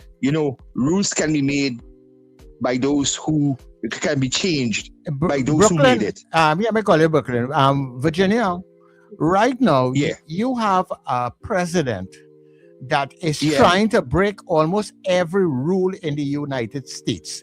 And right now, what rule is that? Give me one. I'm giving you no one because there are hundreds. Give me one. You see, no, I don't want to give me one. Oh God, wait. Okay. We don't want to go into it. No, I don't want to go into it. But what I'm saying to you, agree. I don't disagree with you. He might have done, may have done certain things. But what I'm saying though is that I hope you see it evenly on the other side too, right? Like for example, in Minnesota. Hold on. Go ahead. Hold on. I just want to make the point for you, right? That all right. What the point is? He would like to make. There are a number of things. Remember when he came in and he started with executive order, and there are some things, even as the president, he just cannot change, and that is why he got kicked back, pushed back. Courts overturn some of the decisions and all those things because he cannot just do those things. So why do you feel that if there are certain provisions and protections in the law that we don't have the same thing here? I am not saying you don't have the same thing here. I'm saying across the board, we see the hypocrisy with politicians, and I say it for both Democrat and Republican. Don't get me wrong. I don't drink the MAGA Kool-Aid. Half of the fellas they have there, I didn't agree with when they were appointing them, and I voiced my opinions when I was across the bridge there in Washington, telling them that, right? But at the same time, what I'm saying here is that I think that if I really think that this UNC government right now, they already. I think they resign themselves to the fact that they might be a one-term government. Well, I really think so. I am wondering that myself, but as I said, only time will tell. Yeah. But call me back. Only time will tell. Well, all right. Take it in, fellas. Yeah. Catch you later. Bye. Yeah. Thanks very much, Virginia. See you now. Good morning. Charles, thank you for taking my call. And the main reason I call again is Virginia and others are putting it wrong. Virginia, I want to agree with you that they could have taken a pay cut. But listen to me, not reverse it. Take a pay cut. But to start, you started wrong. Dr. Rowley and them didn't give themselves that. There is a commission called the Salary Reviews Commission. And it is not Dr. Rowley alone. That it came the first time with figures. Dr. Rowley and they refused. And it came back again. The main idea they pushing it was not Dr. Rowley alone that needed that increase. It was over 800 posts. You have judges, you have different heads of different commissions, you have, so that even if they went in there and they couldn't, let us just say that they could just jump and reverse it, which I don't know the parliamentary procedure. What they could have done is they themselves could have taken a pay cut. But on top of that, she didn't take a pay cut. She added a lot more people in ministries. They have 2 and 3 ministers in one ministry. Some of them twiddling their thumbs. And all of them getting ministerial salaries. So that is what they should have done. They should have cut, not increase the amount of ministers and take a hefty pay cut. And that might have appeased the people. You see how quick they went to the parliament to change the law where that would have affected Mr. Stuart Young to inherit the pension of a prime minister. Oh, that was done the very first month. They couldn't wait, right? And they couldn't wait to pass the thing to get a raise of salary. That is what they should have done. But I want people to understand there is a organization called the Salaries Review Commission. And you all read up on it and know what is the function. Thank you, Sir Charles. Thank you, RJ. Bye. Okay, thanks very much. Zena? And Sir Charles, she is right. Things like that, I feel as politician, because there was bandishing that on the Monday night platform too. When they get in there, they will try to see how best they could reduce the salary, because they was trying to put it like is only the people on the PNM side would have be getting the money But at the end of the day, that doctor already come back and another hit back and say, but it's for all of us. You understand? But then today was talking about it, but look, they know what they're doing about that. And that's what I was saying this morning, right? If all of them take a cut in pay, that will show solidarity to the country, because the country is crying out. You have the people who less fortunate, who lost their job, right? And they don't know how they're getting by for the entire day. Why the politicians and then they're getting them their money. They're getting all the vehicle tax exemption, everything else.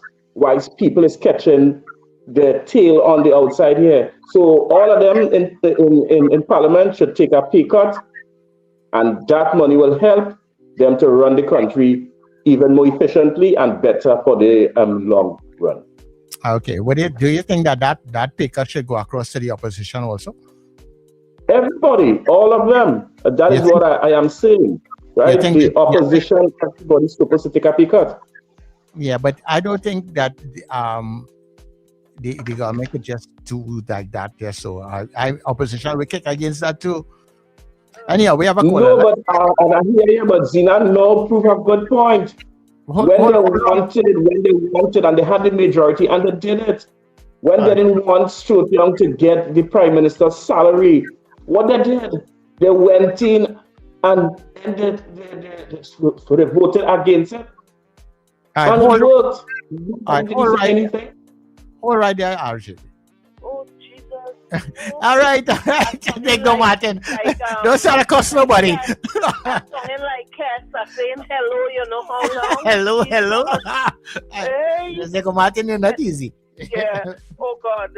But this, I mean, the Prime Minister created the dumb she talking about. She sent home 40 plus people. So that lawless dumb she's talking about, she created it. So I don't understand why she... Look, anyway. So Charles, yesterday, Miss Dabney called and she was talking about the Speaker of the House, and you turn and you tell her she can't say that. So Charles, if the Speaker of the House is filling out, let me say, a visa form for the U.S. Embassy, and the question is asked, were you ever charged? Were you ever convicted? He can't say no. He was charged. He was arrested, charged, and convicted. Well, I don't have. Well, here when I understand, Mr. Go Martin, because I don't have that information that you have. But I have to Charles, that's all. Just Google it. Well. Maybe I should, but at the same time too, Miss. The man was charged, convicted, and he was. Miss Nego Martin, listen to me very carefully, right? We live in an age of litigation, and I want you all to be very responsible with your comments, because if anything should arise out of your comments, they are not going to come looking for you. All right? So we're just trying to, sometimes when we are not sure of certain information, or because I know a lot of people just say things, and this to protect our platform and to protect ourselves from litigation, we try to be a little careful. Okay? Just letting you know, Ms. Dabney was not wrong in what she said. All right. Because it was all over the newspaper. Okay. Well, I hear you with that, and if that was the case, I do apologize. But as I said, I will err on the side of caution. Right? Because we know there are a lot of things that people put out as fact. Sometimes they have themselves. Sometimes, if you ask them, but where did you get that information?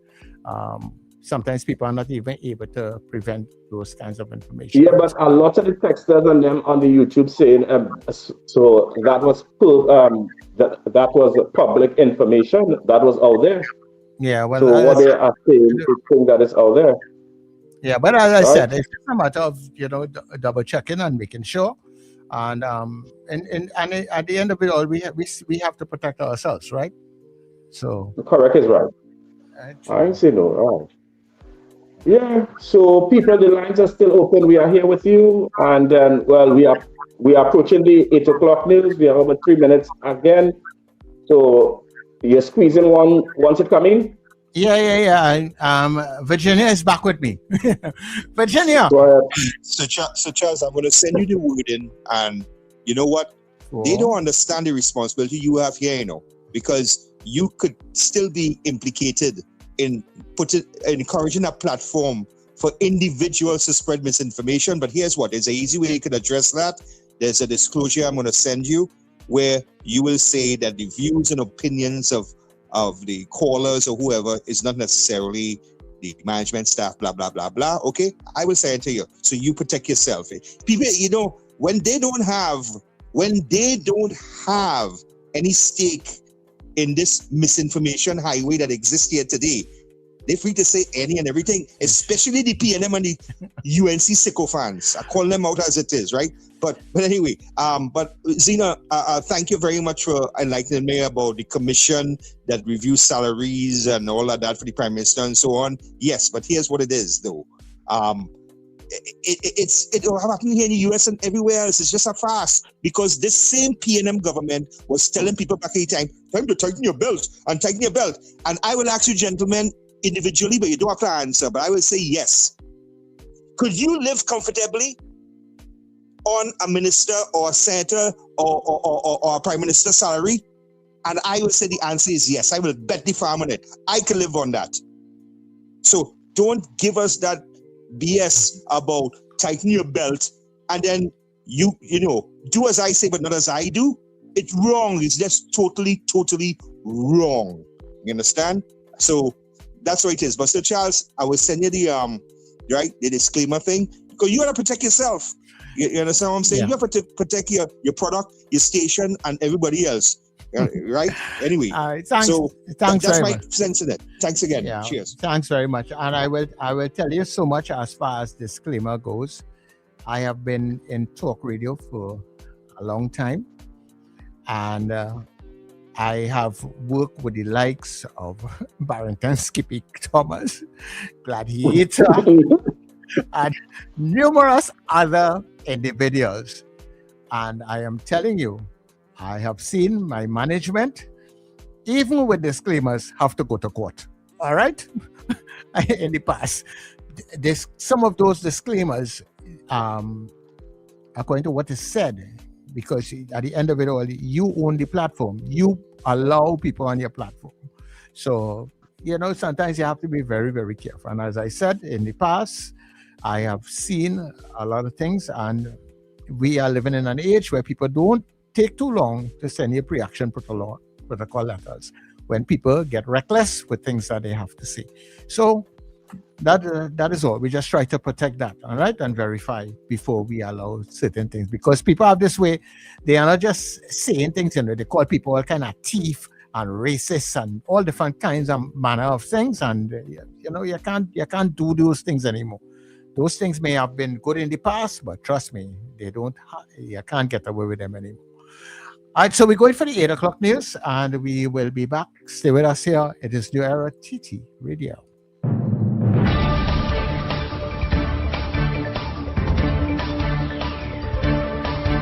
The news you need, the clarity you deserve. Local, regional, global. This is Net Radio News Now.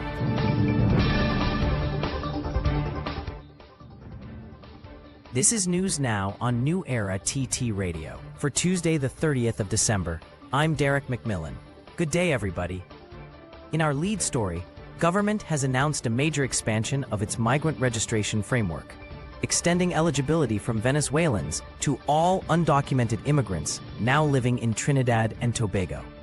Under a new immigration order, registered migrants will be allowed to live and work legally from January 1 to September 30, 2026. The Ministry of Homeland Security says the move will improve national security, data collection, and oversight of the migrant population. Registrants will receive ID cards, while children of permit holders are now formally recognized in law. However, migrants with criminal records or those deemed high risk may still face deportation, pending cabinet approval. Homeland Security Ministry Roger Alexander says the policy aims to balance public safety with fairness, Registration is expected to begin in January 2026. Opposition leader Penelope Beckles has hit back at Prime Minister Kamla Persad-Bissessar after the Prime Minister dismissed her recent criticisms. Beckles had accused the government of gaslighting citizens and imposing hidden, revenue-raising measures that will worsen economic hardship. She called for the reversal of higher fines, taxes, and fees. However, Persad-Bissessar said there would be no reversal, insisting the measures were clearly outlined in the budget and are part of efforts to clean up the country. In response, Beckles warned citizens to brace for economic strain going into 2026, accusing the government of prioritizing taxation over real solutions. She also rejected the Prime Minister's harsh description of Trinidad and Tobago, saying national leaders should not speak down to the people they serve. An 8-year-old boy was killed on Monday afternoon after he was hit by a runaway truck in Five Rivers, Aruca. Police said the truck, which was carrying hardware supplies including concrete bricks, was traveling downhill along Savannah Drive Extension when the driver reportedly lost control. The vehicle veered off the road and crashed into the yard of the child's home, where he had been playing at the time. A younger sibling who was nearby was not injured. Fire officers and police from the Aruca police station responded. Investigations are continuing. A 40-year-old man died after a fire destroyed his 2-story home at Reed Road Extension, Point Fortin, on Sunday night. The blaze started around 9:10 p.m. at the Board and Concrete House. Fire officers from the Point Fortin and Mon Repos stations responded and later found the man's body inside the concrete section of the building. A neighbor, Marva Charles, the mother of the man's former girlfriend, said he had recently been struggling with his mental health and was behaving erratically, including nailing up doors and saying he was hearing voices. Crime scene and fire prevention officers processed the area, and the body was taken to the San Fernando General Hospital mortuary for a postmortem. Scientists are warning that the Piparo mud volcano remains highly active following a major underground event on December 24th. Researchers from the UWI team say monitoring shows rising underground pressure, increased gas release, and widening ground cracks, confirming that the system is still unstable and potentially dangerous. During site visits on December 24th and 27th, investigators found that the main crater had collapsed. Methane-rich gas was venting continuously, and fractures up to a meter wide had damaged nearby roads, utilities, and homes. Data suggests large pockets of pressurized mud and gas are moving northwest beneath the Paro, forcing the ground apart, meaning damage can occur even away from the crater.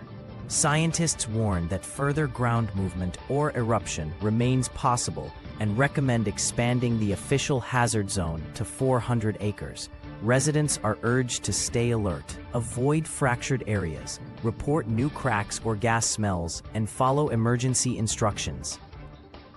Finally, in international news, U.S. President Donald Trump says American forces have struck a dock facility along a shoreline as part of his administration's campaign against boats allegedly smuggling drugs to the United States. Speaking to reporters in Florida, Trump said there had been a major explosion in the dock area where they load the boats up with drugs, but he declined to confirm the location or whether the strike occurred in Venezuela. He also would not say whether the U.S. military or the CIA carried it out. The Pentagon referred questions to the White House, which has offered few details. Trump has previously warned that the U.S. could move from targeting boats at sea to striking drug smuggling operations on land. Venezuelan President Nicolas Maduro has accused Washington of using the operations as a pretext to try to remove him from power. And that's news at this time. That was news now. Stay informed with New Era TT Radio. Net Radio.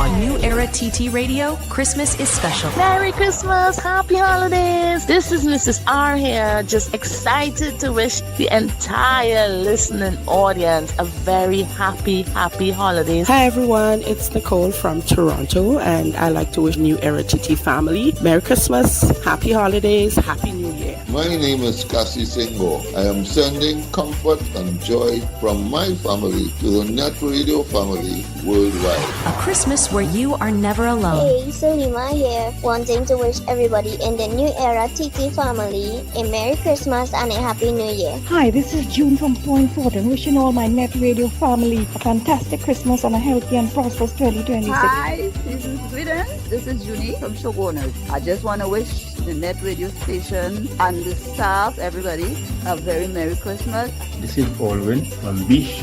I would like to wish NETT Radio family and the Sapi family a great holiday. From our portal to your heart, have a Merry Christmas, everybody, from New Era TT Radio, NETT Radio. Looking for pet supplies that wouldn't bite? Visit Bow Wow Supply Limited, your friendly family-owned pet store at the corner of Cane Farm Avenue and 5th Street West, Cane Farm, Trent City. We offer fabulous prices, great service, and a wide range of foods, treats, toys, grooming products, and accessories. Everything your pet needs in one place. We are open Monday to Friday, 10 a.m. to 7 p.m. Saturdays from 9 a.m. to 6 p.m. Sundays from 9 a.m. to 1 p.m. Coming today, Bow Wow Supply Limited, Cane Farm Avenue and 5th Street West, Cane Farm, Trent City. Your pet's friendly place. Call us at 640-7184.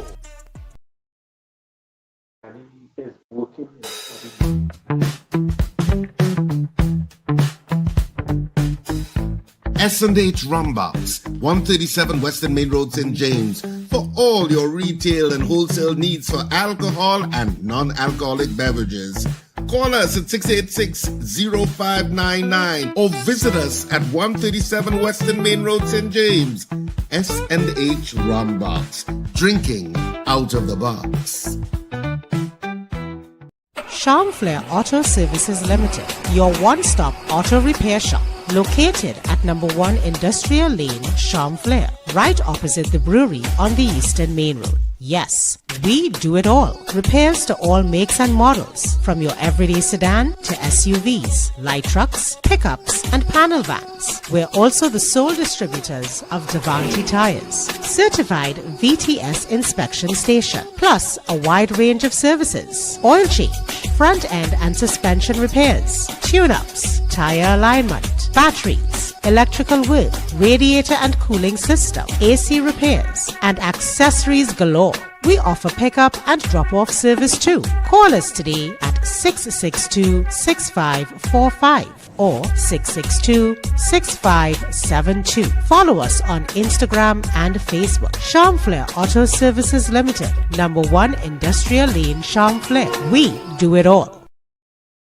It's Christmas. Can't do it without black cake, homemade bread, sweet bread, pone, pastel, and punch creme. Get it at Val's Kitchen in Dabadi. To place your order, call 758-0148. Yes, delivery can be arranged. Val's Kitchen, Dabadi.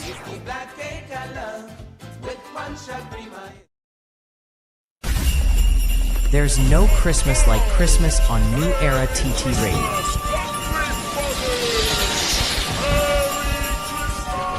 Laughing children tug at Mr. Santa. Teddy bears. Feel the laughter, the lights, the love.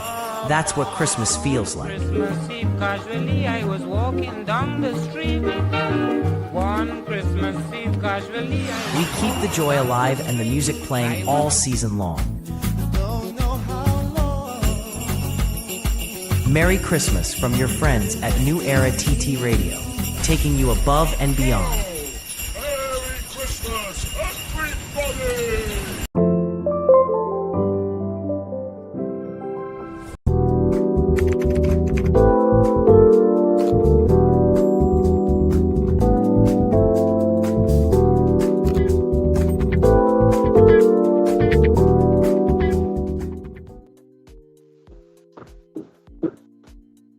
Okay, so we are back on the inside the final session. Yeah, I say we are back on the inside. The time on my clock is exactly 12 minutes past 8 o'clock on the inside. Once you guys are staying and interacting with us, we will try about at 9 o'clock this morning again. So Charles, we want to put back up the numbers.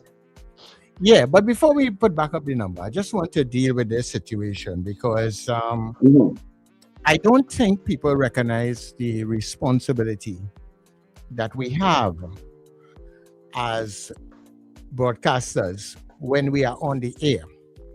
And if you are on air and you don't know something, as I said to the caller, I am not aware. It doesn't mean that I don't have a responsibility to make sure that you're one. If I am not aware that I should allow you to just say what you feel or what you think or what you're emotionally connected to put on the air. Once you say it, guess what? We own it. You understand? And I want people to remember that.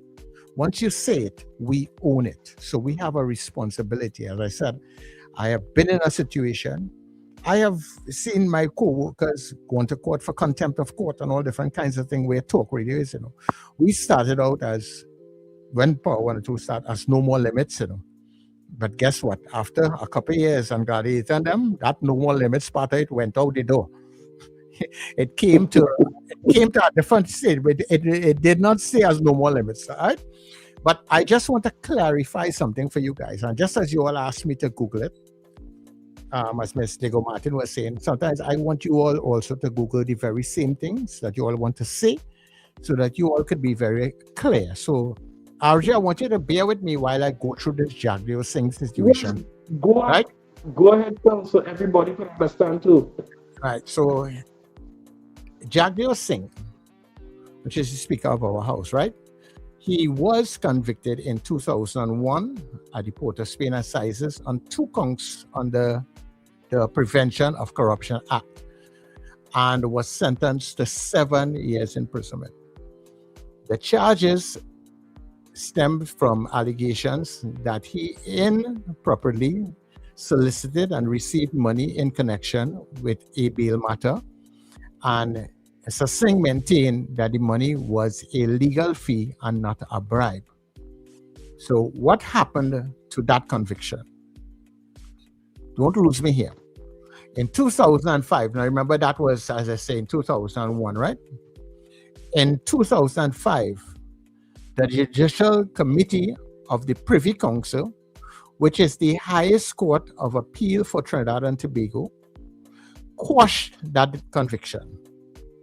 The Privy Council found issues with how the trial judge then had instructed the jury, particularly regarding Singh's good character, and ruled that a retrial was inappropriate given the time already served. So he was serving some time, right? All right. Once the highest appeal court has quashed the conviction in legal terms, Singh is treated as not having a conviction for those charges. I want to read that for you all again. Once the highest appellate court in our country, which is has quashed the convictions in legal terms, so Singh is treated as not having a conviction for those charges. So what that means, technically, he was convicted in 2001, but that conviction was overturned on appeal. And legally, it no longer stands. So you cannot keep calling the man that when it has been overturned. That is why people just go to court and get money for wrongful imprisonment and all those different kinds of things, right? The Privy Council decision effectively erased the conviction, meaning he is not a convicted criminal today under the law. Now, some members of the public might still refer to his past convictions colloquially, but officially and legally, he is not a convicted criminal at this point in time. So I just want to put that forward. So when you all come on the air and say that the Speaker of the House is a convicted criminal with such conviction, if we are not sure and we don't try to put you all in check, well, it could put us in trouble. And that is, and I have a serious responsibility, because a lot of you all feel that a lot of the things that you all are saying are factual also. And you can just say what you want, but you can't just do that. Especially as I was explaining, in today's world, litigation. We have seen our fellow presenters at 91 have gone to court because of things that they have allowed people to say on their platforms. So just be careful, right? And if we don't have, if I am not sure of the information that you all are putting out, I have not read it, I don't remember it, I am telling you all, I am not letting you all put it on the platform. So, yeah, so we can get back to taking your calls. Yeah, put up the numbers there. So I got a text to my group here, and what they were saying with the maxi fare that's going to raise on the bus route. Someone was saying, all right, let me give you those numbers again: 281-1315 or 299-5156. Those are the numbers. If you're an international caller, you know you're going to add 1868, and that is the number. You can either call us directly or you can call us by WhatsApp. Yeah, someone texted there and they was telling me that the maxis, normally when they're in the Mount Hope Hospital, they have those maxis what is coming in the Mount Hope Hospital, and that does charge you $5 from the hospital to Current. So they was asking, well, since they want to raise the fare on the bus route, if the maxis are them going to be taking the same $5, or they're going to take the $8 from the hospital to Current. You understand? So everybody's starting to get worried, and I use it too. I use it when I was in Monkey part time. I see a maxi out there, say going Current, I jump in, and it is a helper. Because then you would have to walk all the way out to get the maxi on the bus route, or you just have those cars walking in the hospital itself, but that maxi giving a straight drop to Current for $5. So they're asking, since they're going to raise again, if the fare from the Mount Hope General Hospital to Current, that if it's going to be the same, or they're going to raise it to the same $8. Well, we will find that out. Hopefully, Charles will get the number, and we can call the Maxi Taxi Association, Red Band. Yeah. I'm hoping that he would respond to my email at least by today, so I could try and probably get him tomorrow as we close off the year. But we have a caller online.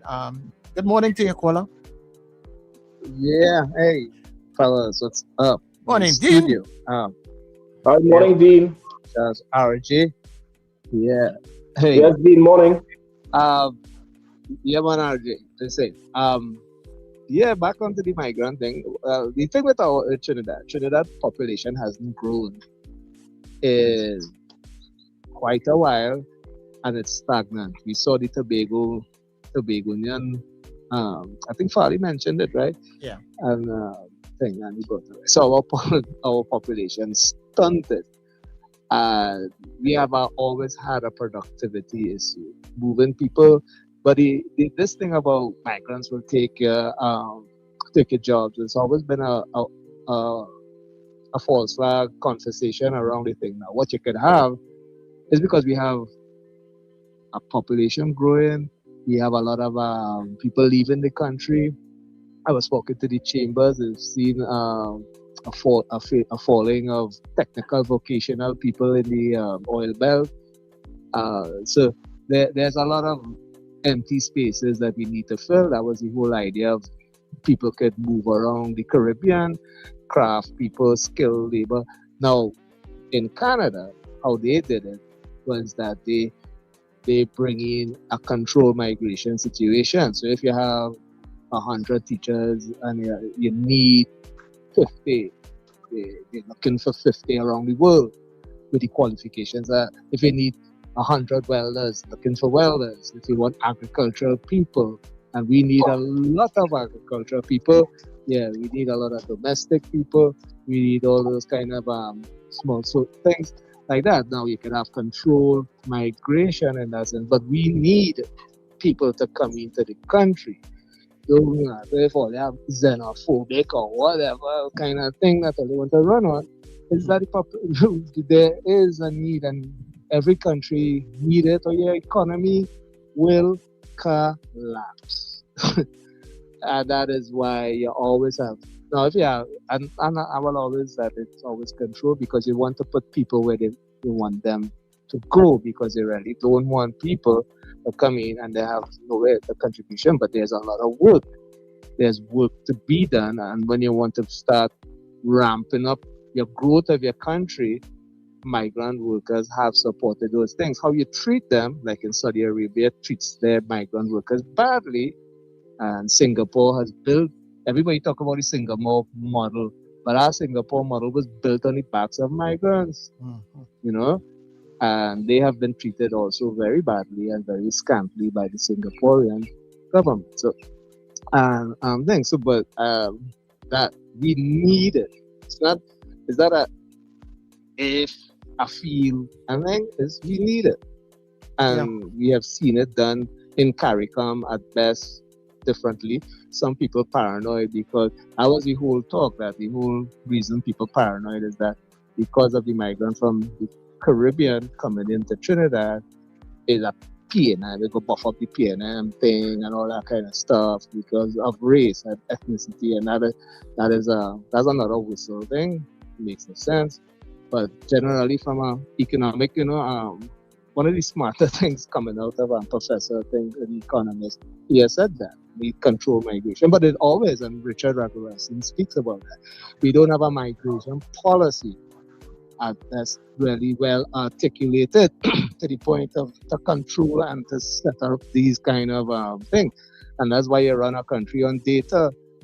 And if the Central Statistic Office ain't running well, if you're not collecting the data to make proper choices. So the Manufacturing Association say, well, in the manufacturing sector, we need this. We need and some professionals, but we have a lot of professional people.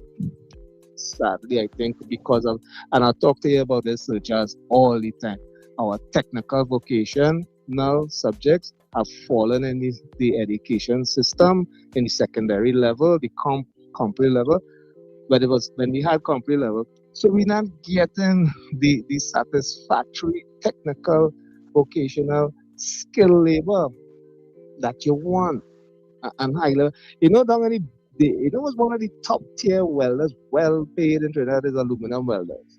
I met a man. He said, boy, none of them fellas want to work. And that's Karana, down in Karana.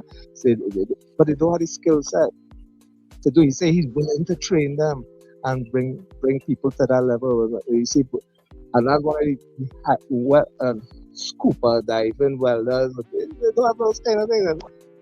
A lot of things lacking in the country. And so when you see expats, or not expats, when you see a lot of expats or foreigners come here and doing very well for themselves, ask why. Yeah. Because they're filling a need that is absent, and they're doing it well, and they're doing it better than things. And if you're in agriculture, you will talk to anybody in agriculture. They say, boy, yeah, then Venezuela cleaning up the land. Yeah, dragging their foot, they reach late, and think, come on, we need to, and that's what I'm telling you. I've always tell you there's two searches. Our productivity levels are low. Yeah. In our population, we don't work. People drag, rain falling. I can't come to work, rain falling. All kind of things. Nah, Venezuelan, migrants, that's what migrants do. Through the rain, no problem, idea. That's the thing. Right? So a business person in facing that, as to that, which one you will take? Come on. But the fact is that we have a gap, and they're not teaching nobody work. There's just a need for it. Yeah. And then when you balance off, then you have to now you slow down your borders. But you have to have some kind of thing with statistics and with data to where they're going and place them and things. Professor, what's his name? Professor Roger Hossain has always spoken about that. One of the open places is agriculture. So we put them in the agriculture because we don't have that productivity in the agriculture. This revitalization of the cocoa and all that kind of thing. Cocoa is kind of labor intensive. if there's a need for it. Yeah, man. So I just want to throw that in. All right. All right. Okay. All right, so people, remember the lines are open and we're taking your calls, and you can get in on the conversation here. Sir Charles and RJ, we're hanging out with you guys.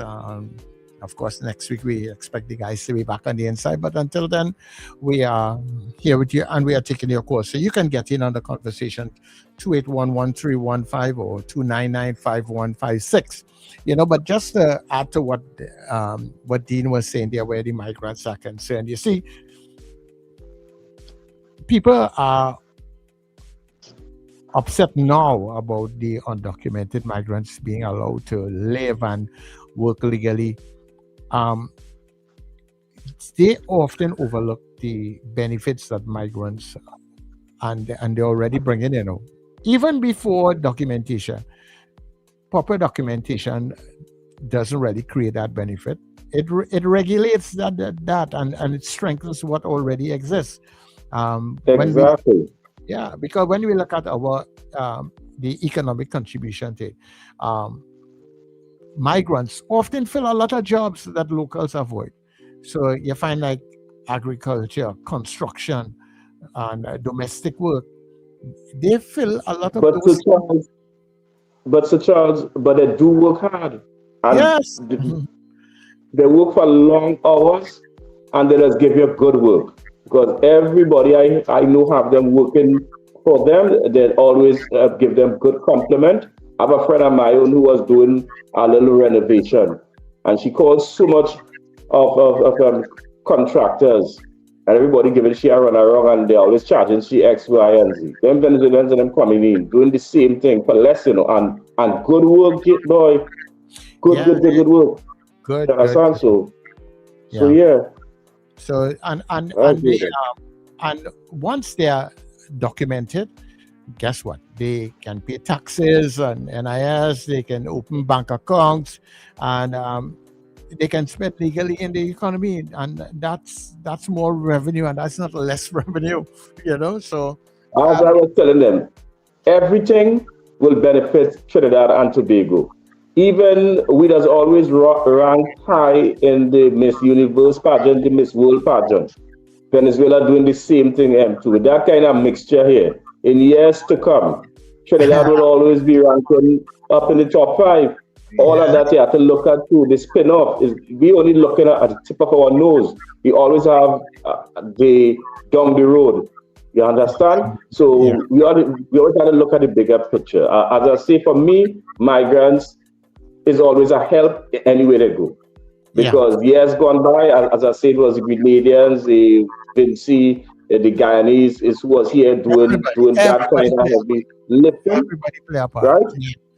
And look at the country. Yeah. Hold 1 minute, RJ. Caller, good morning. Good child, morning. Morning, Dabity. Morning, RJ. So, good morning, man. I voted no on the poll because, first of all, it's not you only talk about the Venis. It's not the Venis only. It's all migrants. All. Right?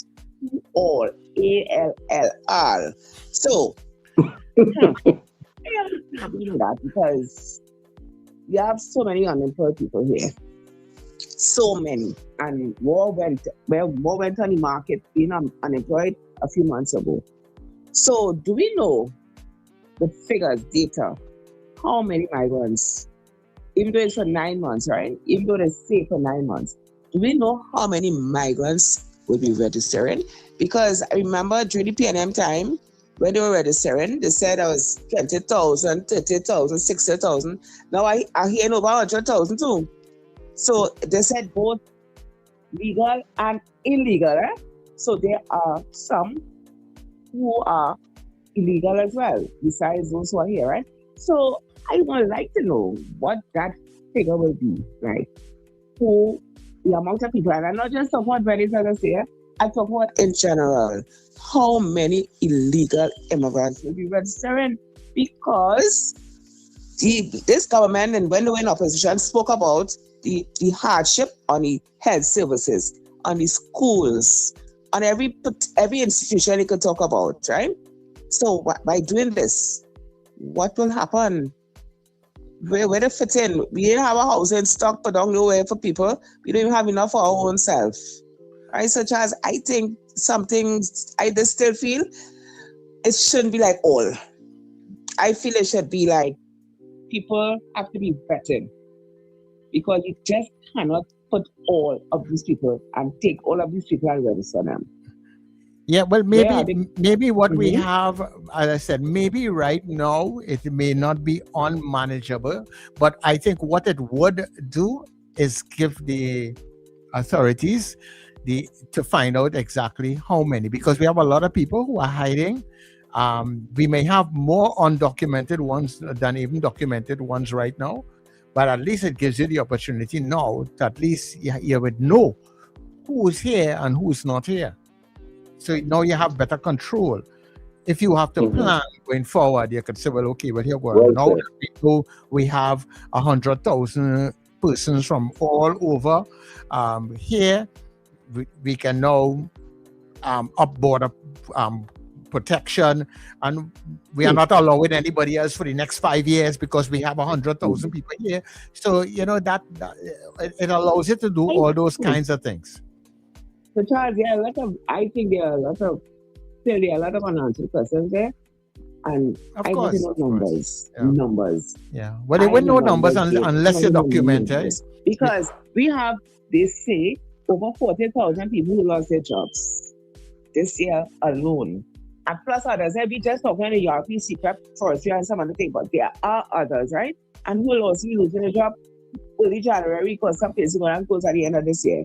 So, I just want to know where the jobs will be coming from to sustain these people. Where would they be getting jobs? Because, long time people say, go work in somebody's kitchen, they want to do domestic work and all of that. People are so careful now, they're not even taking people like that anymore, right? So, for me, I think I think there'll be some kind of issue with that, because we don't know numbers, we don't know, and then whoever employ them, giving them $20 and every 2 days again, $10 a day, and all that. And that is why documented with them, because some people do take advantage of them. Some people take serious advantage of them. They don't pay them. I know a security company had a whole lot of them working, and when they had accumulated a certain amount of money, what they do, they call the immigration department and take up all of them, and they had the people money, So these people went back to their spaces, and it was a lot of Jamaicans. They were deported out of Trinidad, and that security company keep people money. Wickedness. Yeah, so I think they just by saying they're going to register all these illegals and legal people, all who are here legally and otherwise. So, Charles, I think that's a horrendous task. Yeah, it is. I think so. So, and it's for 9 months, Charles. I'm going through all that trouble, and you're going through a lot of logistics for 9 months, not even 1 year minimum. It shouldn't be just 9 months. Yeah. So, after 9 months, what's next? What's next? Yeah, but at least, if you have, and thanks very much, Davide. If you have people registered, you got to recognize that the heavy lift, once you get them registered, they're registered, they're on your books. So if you need to extend their time for that they are here, it won't be because you don't have to go and re-register them. You already have them registered. In this computer age, you can get things done quick. So what Valerie was saying, that she was wondering where the jobs was coming out from, but this government promised that they will create sustainable jobs. So we just had to wait and see, and are still being optimistic, because they say they will create sustainable jobs and better paying jobs, and they have the know-how how to do it. But then too, at the same hand, the amount of people that they let go, somebody was saying, even on the chat earlier, somebody was saying that the same 50,000 jobs they were talking about, they will fire 50,000 and hire 50,000. So I don't know how they're doing it, but we just had to wait and see. I'm still giving them the benefit of the doubt, but whilst the grass Why is the grass? I'm growing the cow starving, so they have to move quicker. Yeah. All right. Virginia is back. Virginia.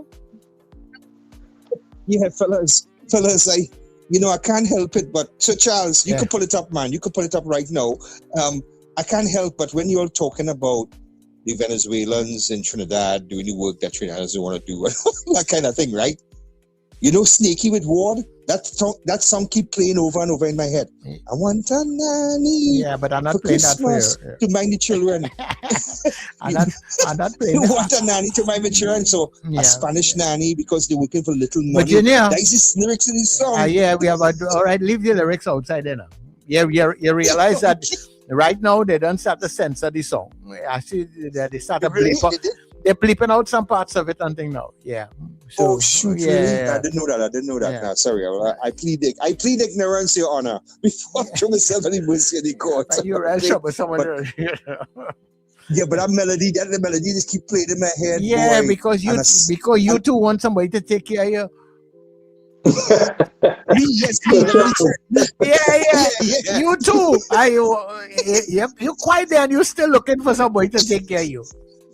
Hey, you know something? You remember there was a TV show called Are You Being Served? It was a British comedy based in a store. And young Mr. Grace, handshaking in a wheelchair, and young Mr. Grace freshly served. You have people taking care of him.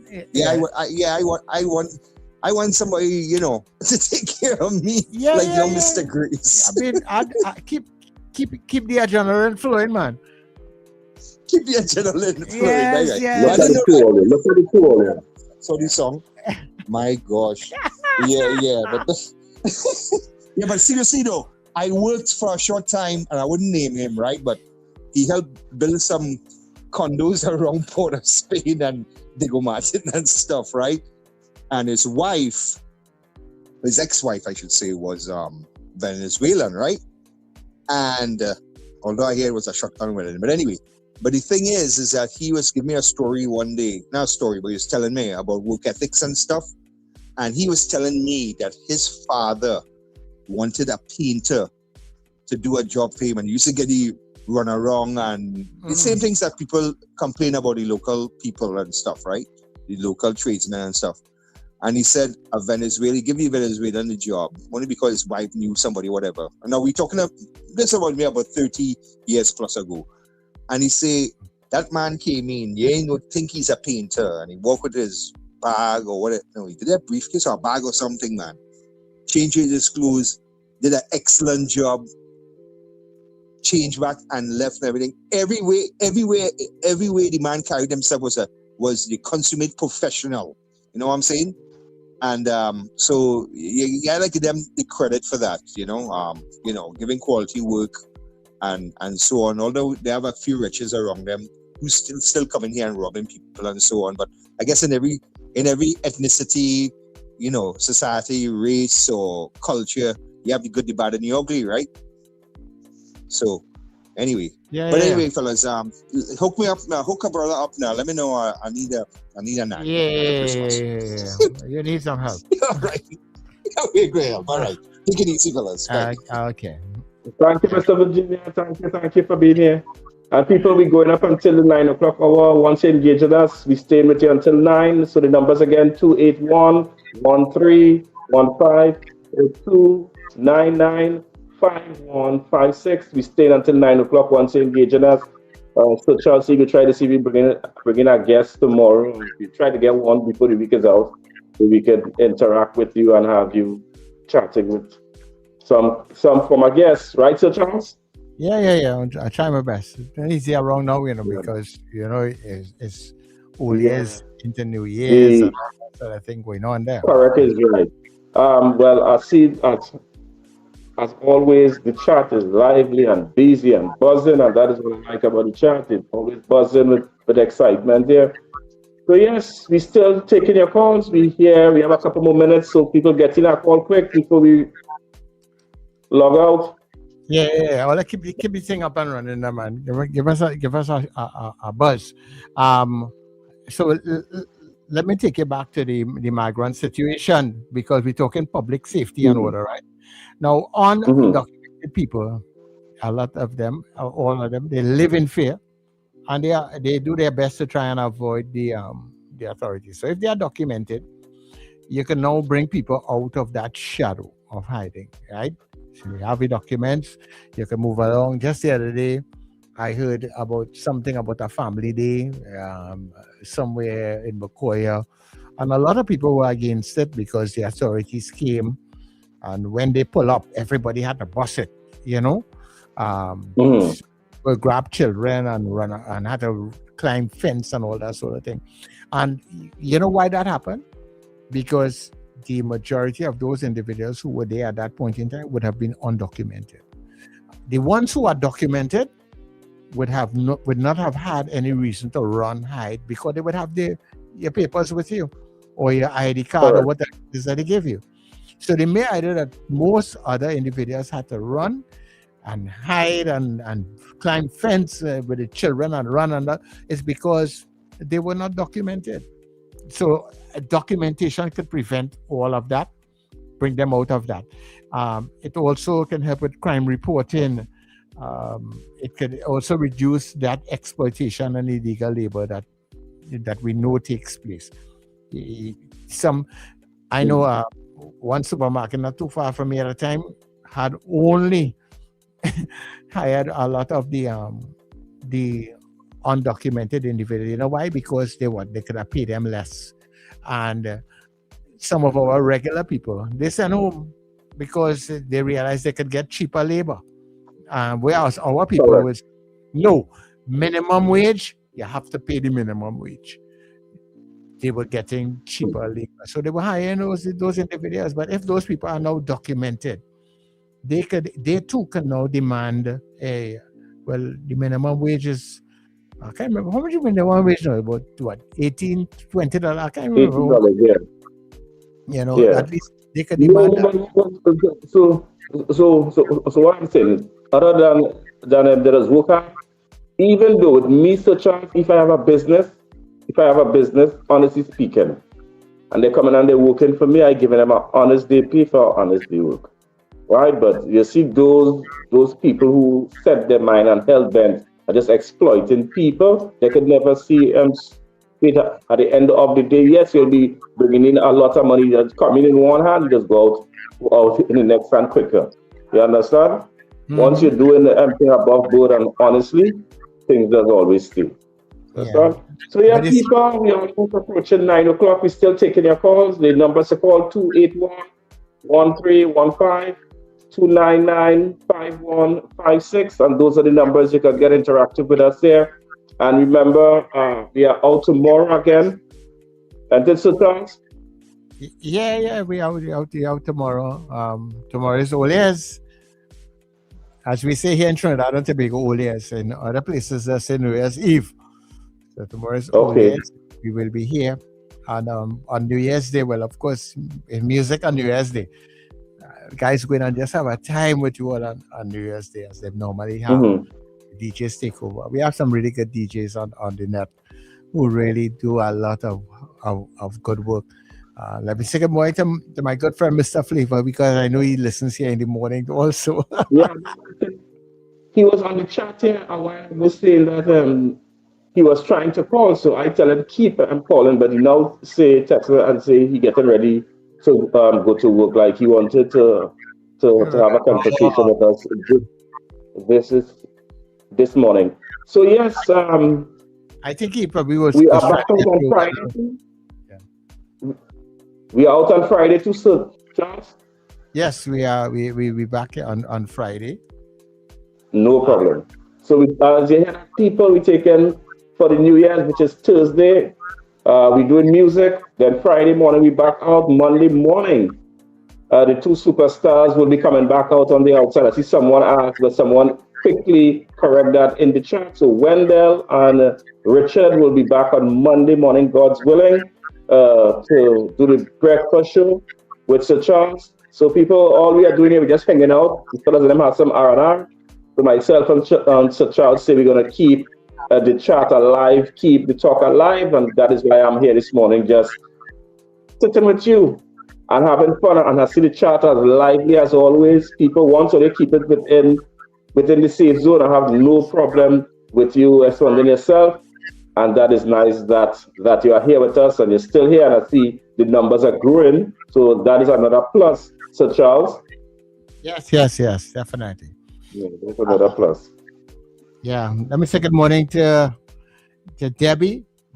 Debbie is wishing happy year ending to the entire family and wishing that the good Lord continues to bless everybody as always. Thank you very much, Debbie. We can always do with blessings. We don't refuse blessings at all. All right. So you know what, RJ, let's leave it here for today. No problem. We don't have persons interacting. We have people listening.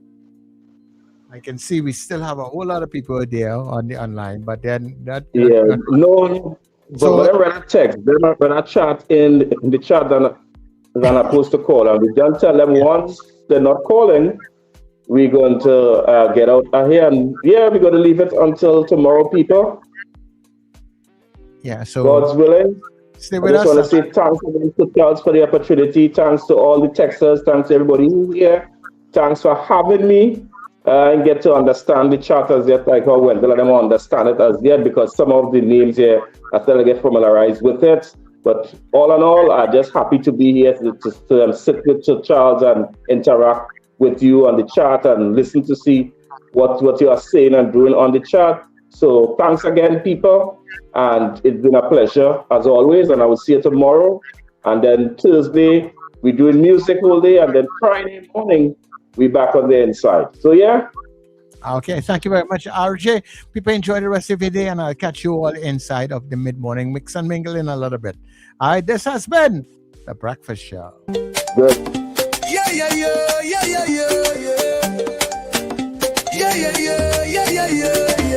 Wake up, it's a brand new dawn. The Breakfast Show got the vibes turned on.